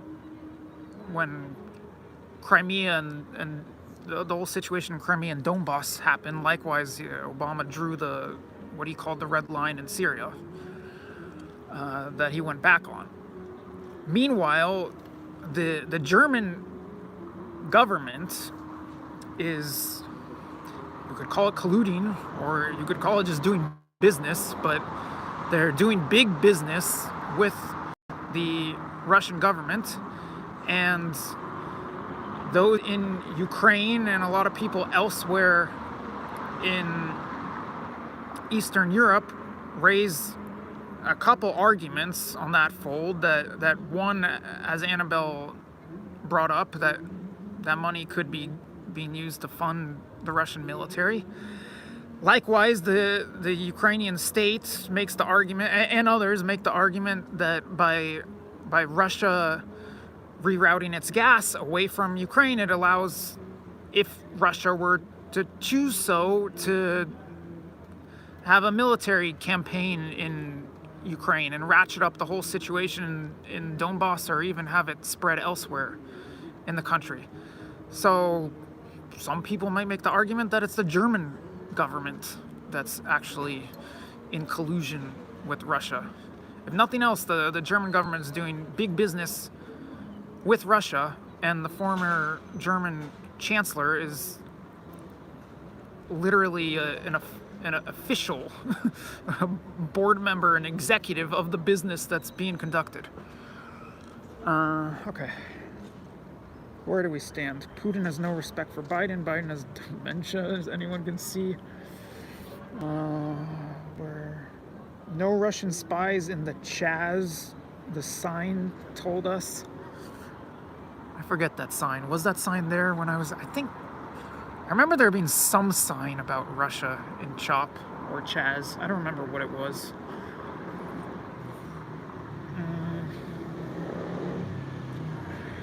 Okay, Trolita, interesting name, says our tech infrastructure was weakened by diversity first hiring practices, all the Marxist garbage coming directly from Russia.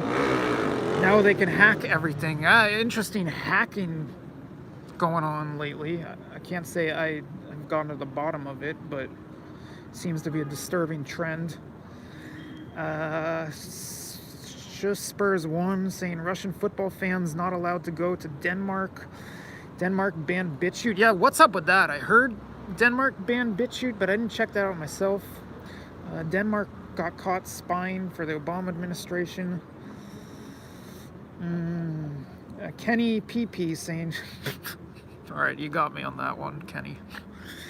Show us a night view before you end the stream. I could show you a night view right now. I think the view was better when we were starting the stream and there was still daylight, but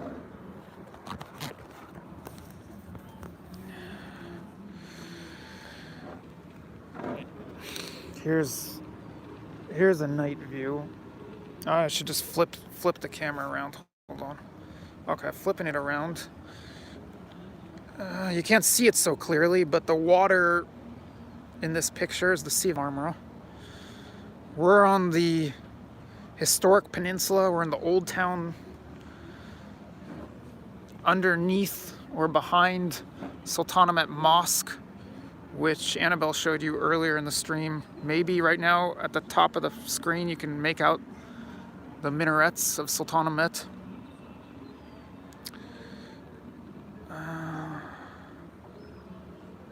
Interesting. Okay, so I don't know who this is Africa, but whoever is This Is Africa has picked up on some YouTuber drama in Tanzania. Let me try to get the camera mounted again. So I don't know if anyone else knows what This Is Africa is referring to. I don't really want to explain all the drama. No, I was not the guy who wanted to collab with Go Black, but Go Black actually mentioned me, not by name, because I don't know if he even knows my name, but Go Black actually mentioned me in the video in which he was angrily speaking about that situation, because the night before Go Black put out that video, he was having dinner right next to me in Dar es Salaam, and I recognized him when he sat down at the dinner table, literally the next table over from me.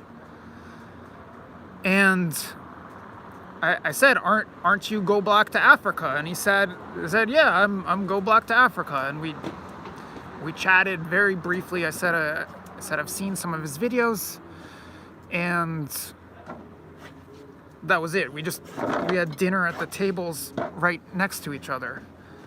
then He was really unfriendly. then the next day he puts out that video trashing this other YouTuber.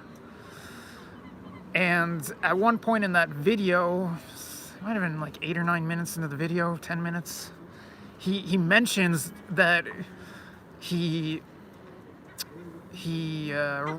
saw a white person at dinner the previous night, not knowing it was me, and that he talked to me and that we were cordial and like it was just a respectful situation.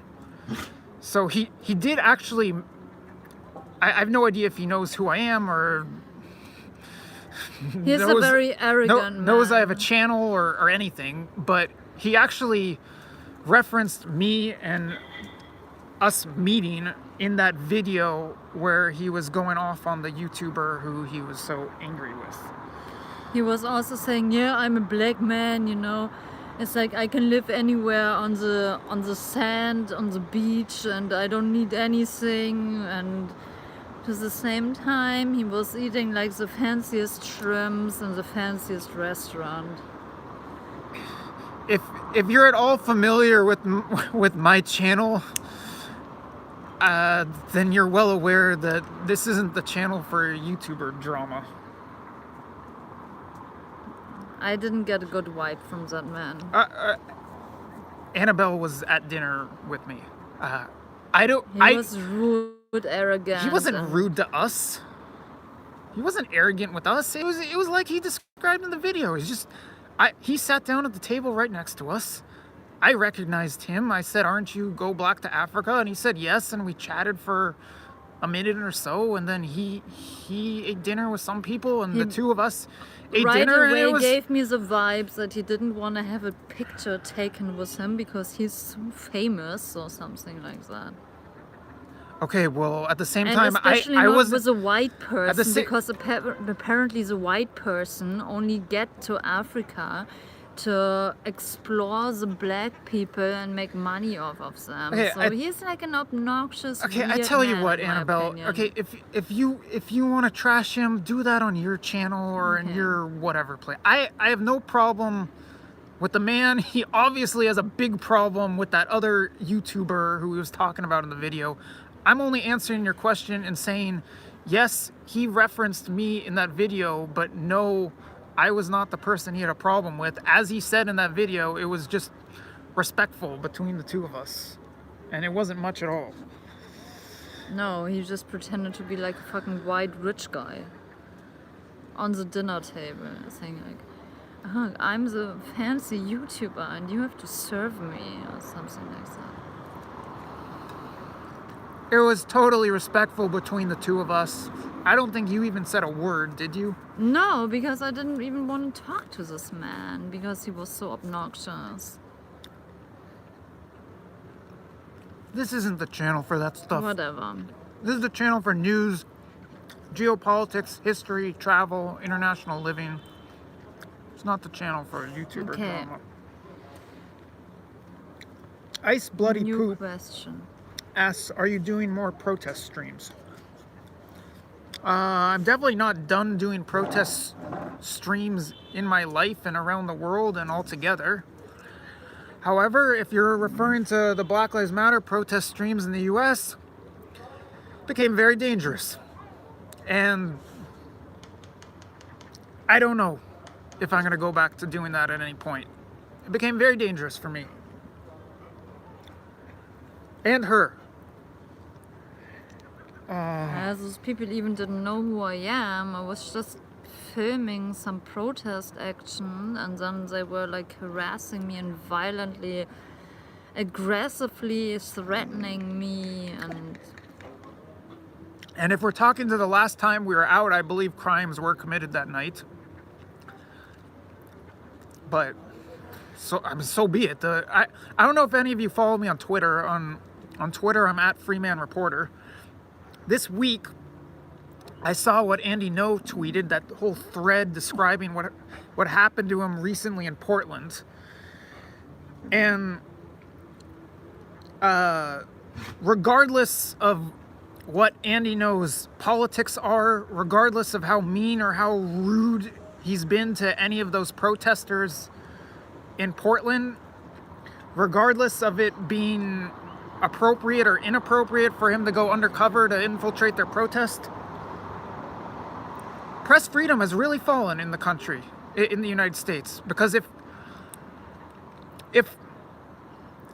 it's now open season on beating up journalists and live streamers in U.S. cities with pretty much impunity, then And they put then I just don't see how the First Amendment to the Constitution practically is still in existence, and how it's a safe place for me to show up at a protest. I didn't even feel safe in my hometown West Hollywood anymore after all the things what happened to us. As I went down there alone to a protest one more night without anybody on YouTube, without filming, and they were aggressive to me. And then now I saw that they put out like a documentary on what was this thing, how was this thing called?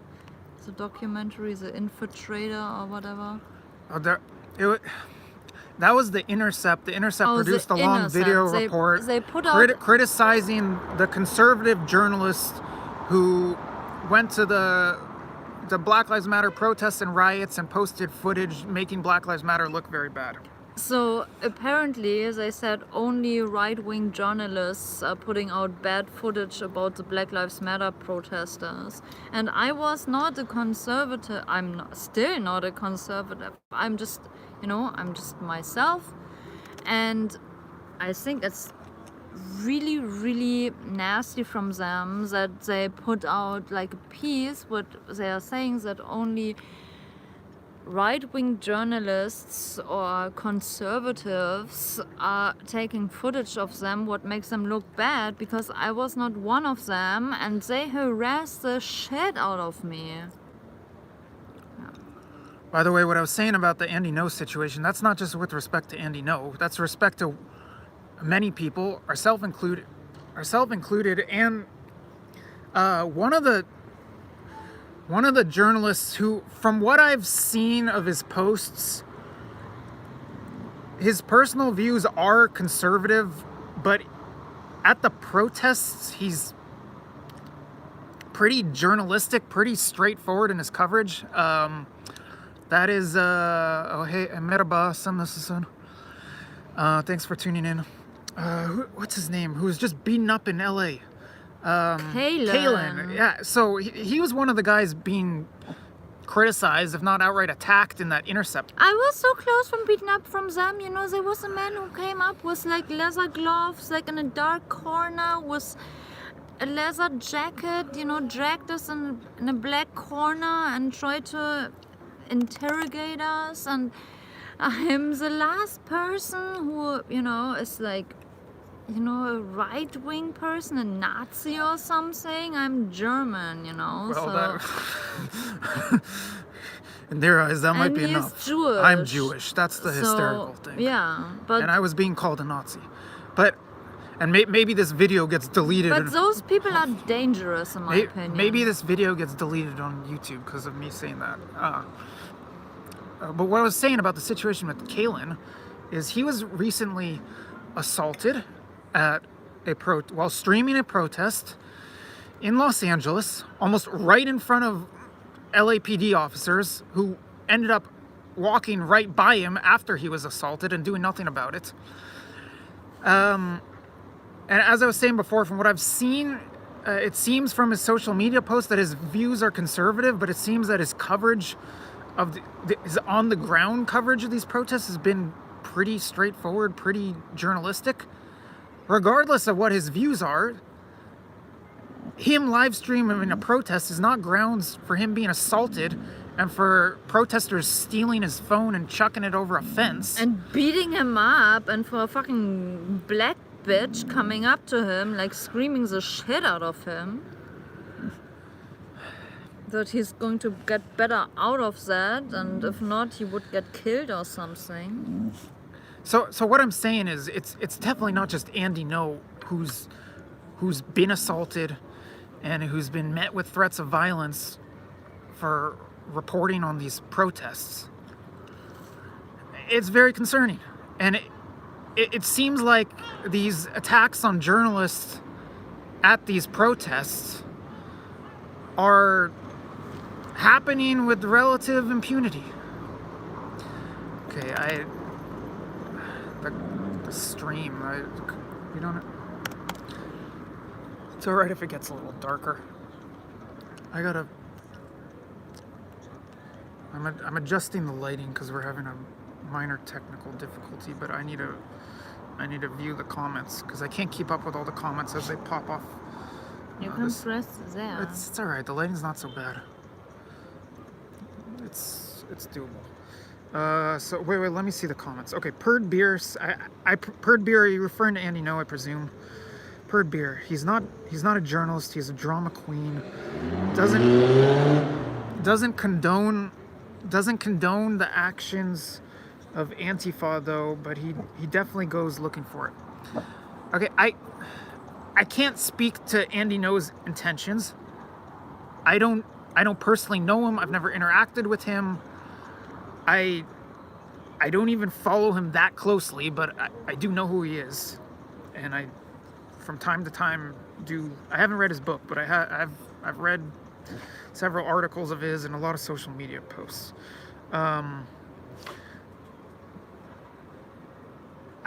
I view him as a journalist.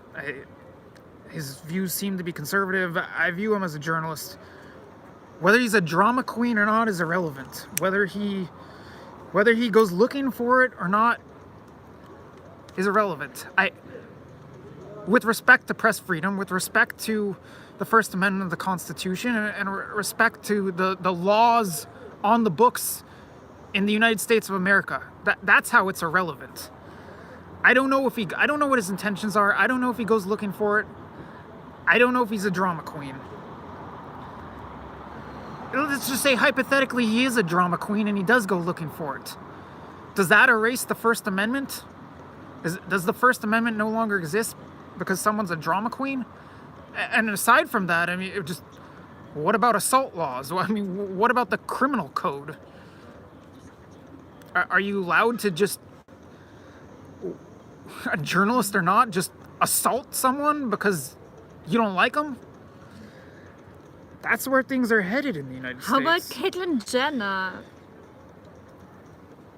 Purd Beer says he's certainly not objective. I've had a lot of conversations in the past about objectivity. I don't really want to get into the philosophy of that right now.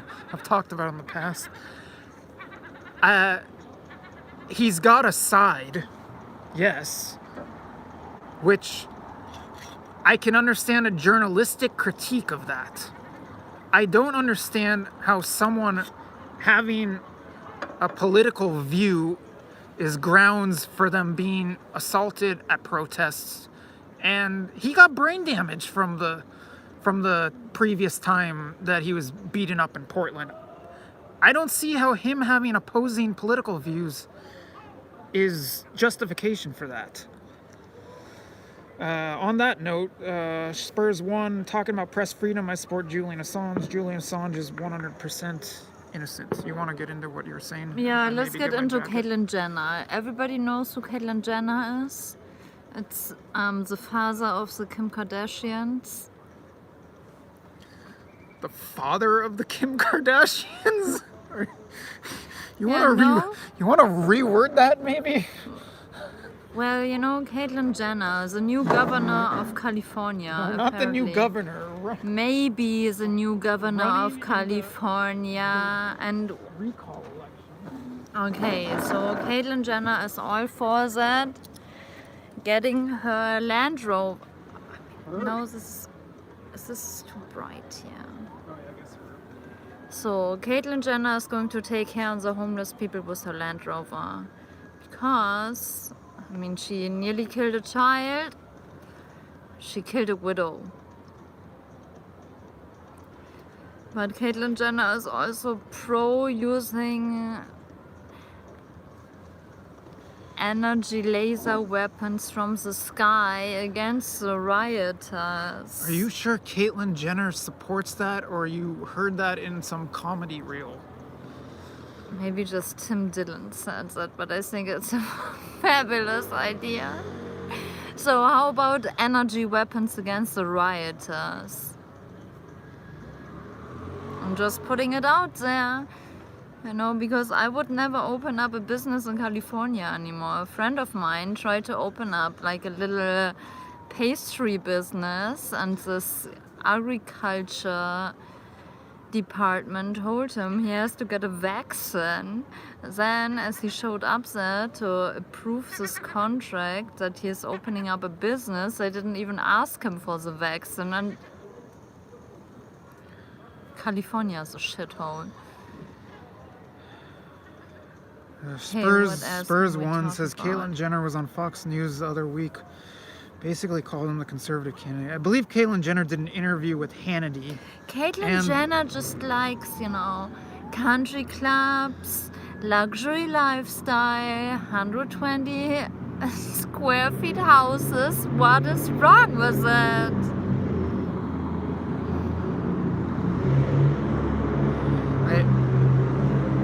Some people like luxury lifestyle, other people don't. I think that there are a lot of people on the right who, well, first of all, I don't know how many people are even following the recall election. Caitlyn Jenner is a man. I don't want to get into this. I think there are a lot of people on the right who are going to be following the attacks coming from the Democratic Party and the left on Caitlyn Jenner over the duration of this campaign, and I think they're gonna try to use that to raise the point. Are you being responding to the left? Are you being transphobic? Do you have a problem with trans people now? Caitlyn Jenner is a trans man, woman, or whatever, and she's, or he, or whatever you want to call him, she's against the riots, and I think that's a good thing. I think there should be more trans people who speak up their mind. Are you saying this comedically, or you want to frame this somehow? Okay, Trolita. I'm very familiar with Andy's work. He moved to the right over time. Being attacked did not help. His standards are fine. You're just moving the target because you have an agenda against Andy. That's Trolita's comment. I think we've addressed that enough. Someone was asking, who was it asking, when we're going to wrap this up? Who's asking? How many homeless people are there right now in Los Angeles? When you go to Venice Beach? I mean, I used to live in Venice Beach for several years. I wouldn't step a foot into this town anymore. It's so disgusting. I mean, you can't even go to the beach anymore. You have to climb over mountains of homeless people who...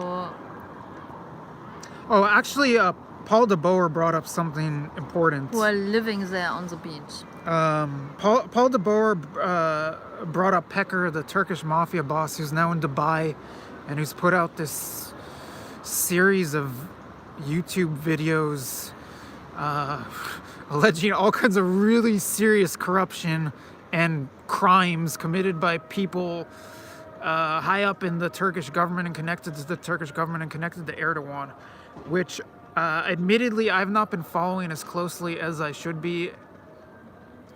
Maybe I should be. I'm going to look more into that and talk with some people here in Turkey about that. I haven't been following it so closely, other than his videos have been popping up on my YouTube feed. And when we want to talk about a dictator, we can talk about Angela Merkel. Angela Merkel. That woman is a dictator. She made that entire German economy break to pieces.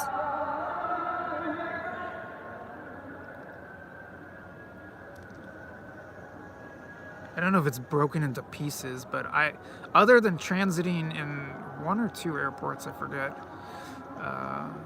No, I've only transited in the Frankfurt airport. I transited in Vienna multiple times, in Austria, but not. I'm talking about since COVID happened. Venice Beach is really bad. And somebody just commented, Venice Beach is just It's just not the dream vacation area where you want to go. Well, maybe we should throw in a tidbit. The two of us were there. Oh, you're in Berlin, things are fine. Yeah, I was gonna say, I haven't stepped foot, other than transiting in the airport, I haven't stepped foot in Germany since COVID began. I used to go to Germany fairly often. So how fine are things in Berlin? Do you have to get a PCR test to get into Germany? Do you have to wear a mask when you go into the supermarket?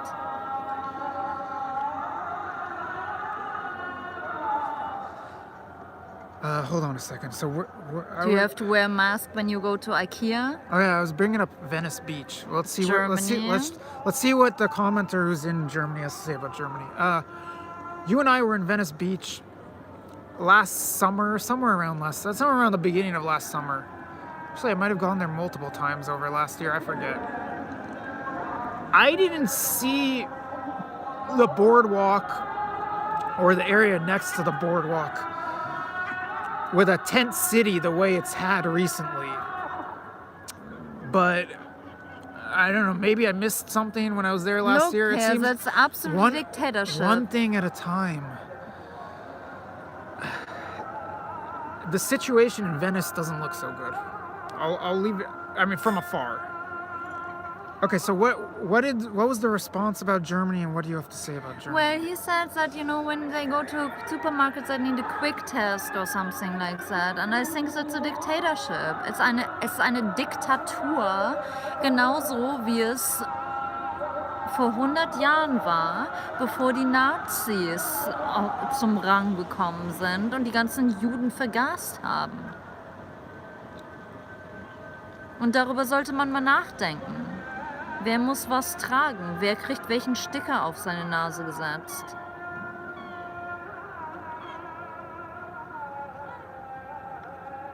Okay, here's a comment that you can address much better. So when you need a flip to mask, then don't take a mask. Here's a comment you can address much better than I can. I'm trying to remember the last film I've seen shot on location in California. Venice Beach used to be in a lot of films. So there's this thing about the movie industry. Usually, do you want to explain your background with regard to the movie industry? I used to be a Hollywood actress. Should I say that? Okay. So usually we have a pilot season between February and May, where we are shooting a lot of film productions, what we try to sell to big productions. Anyway, it's going to be shot. Now it's not happening anymore because all the locations in Echo Park are taken over by homeless people. Venice Beach is taken over by homeless people. So you're not able to shoot movies anymore with the homeless people around. But how much of that has to do with homeless issues and how much of that has to do with COVID restrictions? Both. It has to do with both. So with COVID, more homeless people came into town. They took over all the parks because people stayed at home, and I don't know, there was always a homeless issue in Los Angeles. But with COVID, the homeless people just went into the really nice areas. Yeah, the German in Venice. Yeah, I'm subscribing to his channel too, and I'm watching everything what he is showing. Yeah, it's a disaster. You can't shoot a movie there. You actually used to be a German in Venice. Yeah. There was a comment. I mean, what do you want to do? Kick out the homeless people? It's impossible. Yeah, it's a Turkish, I don't know how it's called. We gotta plug that into something else, or we might just wrap. We might just wrap up soon. Someone was asking a while back when we're gonna. I think someone was thanking us for the stream going on a while and asking when we're gonna. Jocelyn and Mia were just talking. Give them SAG cards. Roz JD writes. Yeah, but the issue with the SAG cards is now. You want to explain what SAG is? I don't SAG think everyone is knows Screen Actors Guild. Yeah, Screen Actors Guild. You have to pay $300. You have to, either have sex or bribe a lot of. couple of people, to get it. Wait. Okay, that's. Then you get the card, and then you get paid Wait better. a second. Okay, is this stated policy or are these allegations that you need to have sex and bribe people to get into SAG? You don't have to, but I mean that's a common thing in the movie industry. You just have sex with a director or producer or whatever, and he gives you a job. It's the way it is, and it was always like that. So, or just homeless and then I get to say, no, you don't. When you're homeless and get a free SAG card, it won't help you. Because they're not shooting any shit anymore where they can pay you. Frederick, hi Fred, I think that's Fred that I know, says it's like that in all jobs. So even if you have though. a SAG card, it's like, but you don't get a job. But what was the question about SAG or Hollywood? I already forget. I don't know if you have to have sex with somebody. No, that wasn't to a get question. SAG It was a different question. It's alright. We're gonna wrap up soon. We're what? We're like 2.5 hours in right now, almost. We're gonna wrap up soon. So here's the people in Istanbul. They are still shooting soap operas and stuff like that on the street, and the actors and the people in the honey wagons. It's like where you get in holding. You don't have to wear a mask, obviously not. When you get your makeup on, you can't wear masks, and it's ridiculous. And they're still shooting, commercials and stuff like that. But yeah, I don't want to be really a part of that. I don't want to brainwash people, to wear masks and. But to address the initial question about. Was it even a question? We were definitely discussing it about that was the initial question. Are there films still shot in LA and Venice? And if not, why? Why not? I remember that at the beginning of the lockdown, wasn't all film production completely stopped, if I'm remembering correctly.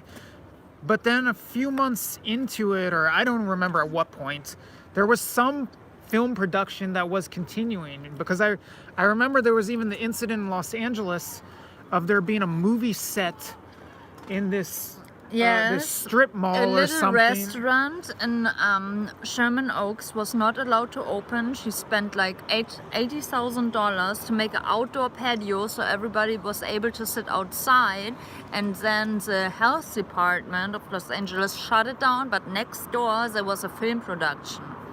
So, this entire film business is like brainwashed and wants to manipulate you into wearing masks, getting into, believing that COVID is real. It's not plugged in properly. We gotta redo it.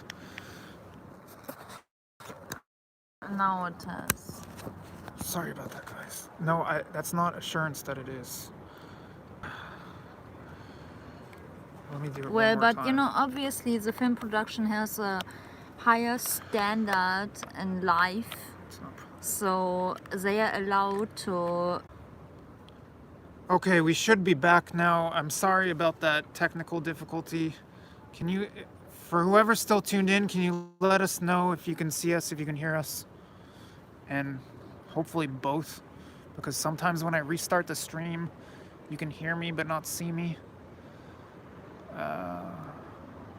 Thank you very much to everyone who stuck around through that technical difficulty. Perd Beer says we're back, but okay, audio's fine, all good. Okay, so we're gonna wrap up very shortly. We're gonna take final comments and questions now. Thank you, Paul DeBoer, for being around all this time. Kenny with the kind of troll name, thank you for being around all this time. Spurs1, thank you for sticking around all this time.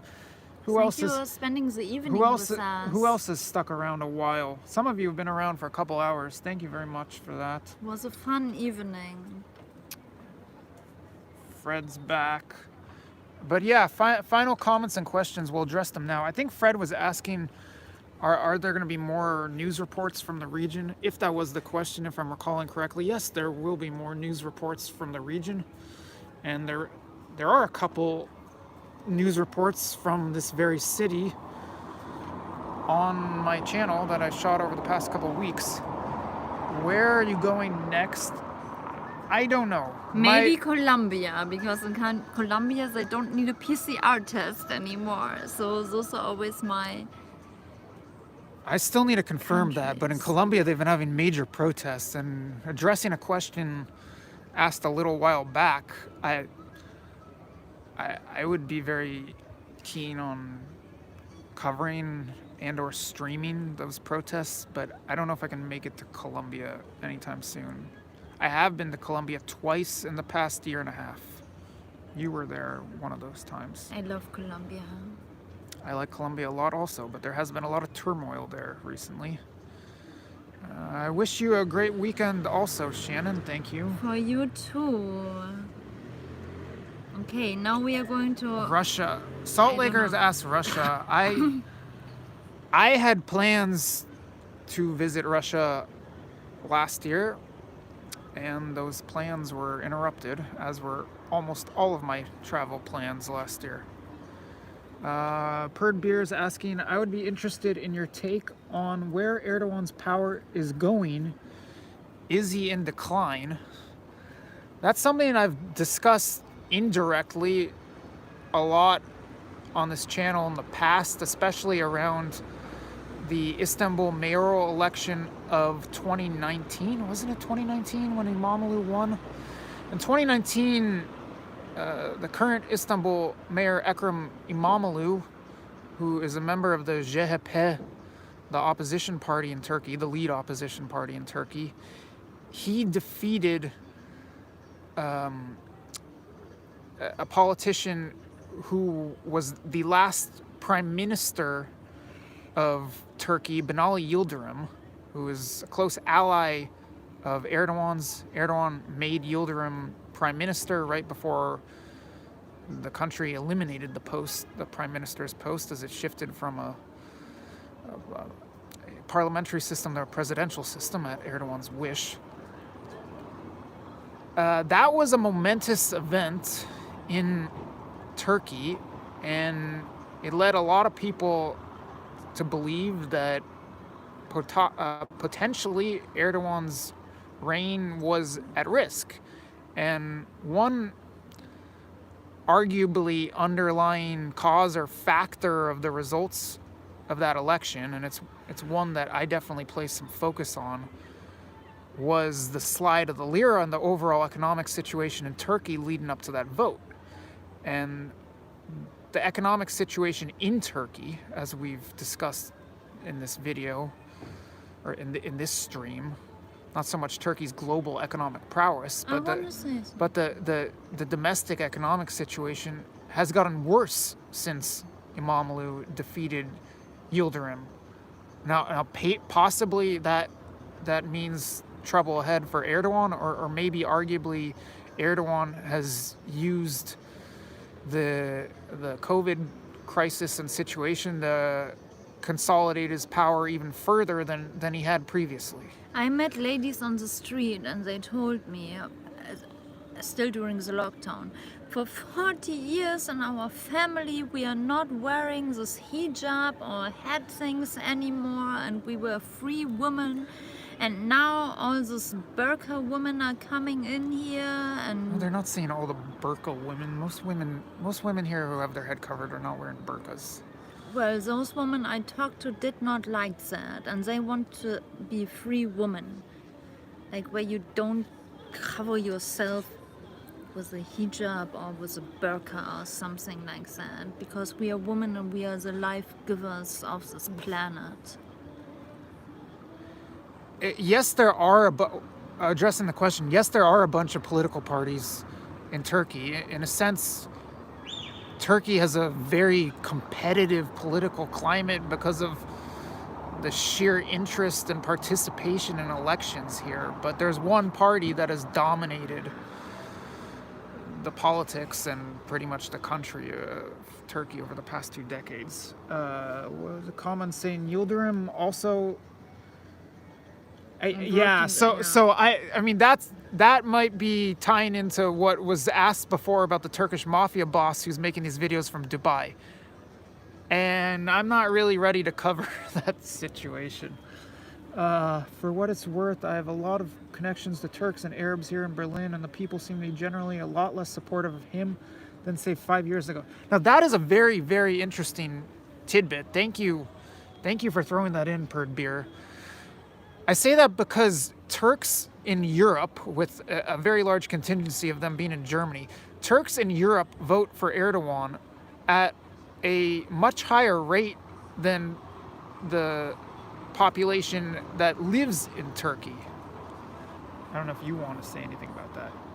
So the Turks in Europe have voted for Erdogan around like a 2/3 majority, something like that. Well, I have a lot of Turkish friends in Germany, but most of them are gay, so they don't like to be here. Anyway, Erdogan does not, tying into the comment and the previous question, Erdogan does not enjoy 2/3 majority support in Turkey, and he's had much closer to 50-50, or much closer to 50% support, just based on elections that have taken place in recent years. Now, I said, I wonder how much of that voting is organized. I don't know what you mean by that. There are complaints about the electoral processes in Turkey for a variety of reasons, but I don't know what you're specifically referencing with that comment. But maybe we just get it. Next time I'm going to check out the gay area here in Istanbul, because I heard it's a lot of fun to go out here. And now where everything is opened up again, we can go out there. Turkey isn't fully open. There's still Sunday lockdowns here, but it's opened up considerably since Ramadan. Considerably. Any last comment or question? Was Annabelle referring to a large influx in immigration into Turkey? No. I don't. Maybe we address that in a future video. Okay. It's been nice to do this. It'd been a while. It's a nice setting. I'm glad that we got to show you before the sun went down the backdrop of the peninsula and the Sea of Marmara, and even a boat or two passing by, maybe large boat. What would you like to say? George and I, we are going to continue with our romantic evening now. There was one last question that was very much related to what we were just talking about. Voting. Oh wait, no. That's okay. No. That's never mind. I misread that. Okay, so yeah, Kenny, thank you for tuning in. Likewise, all the people like Kenny who've been here for a couple hours. Really appreciate it. It's been a while. It's very nice to do this again. There will be more of this in the future. Hopefully my setup and technology will improve a little bit. Should get that addressed in the coming weeks, if not months, or coming months, if not weeks. And for now, we'll have a wonderful time in Istanbul. Thank you very much, Paula. You've been around for almost the duration of this broadcast. And thank you, Per, for all your comments. Likewise, Perd's been here for pretty much the whole broadcast, or a lot of it. So, teşekkürler Erdem. Thank you very much from here in Istanbul, and see you soon. Prost. Güle güle. Tschüss. Bye bye.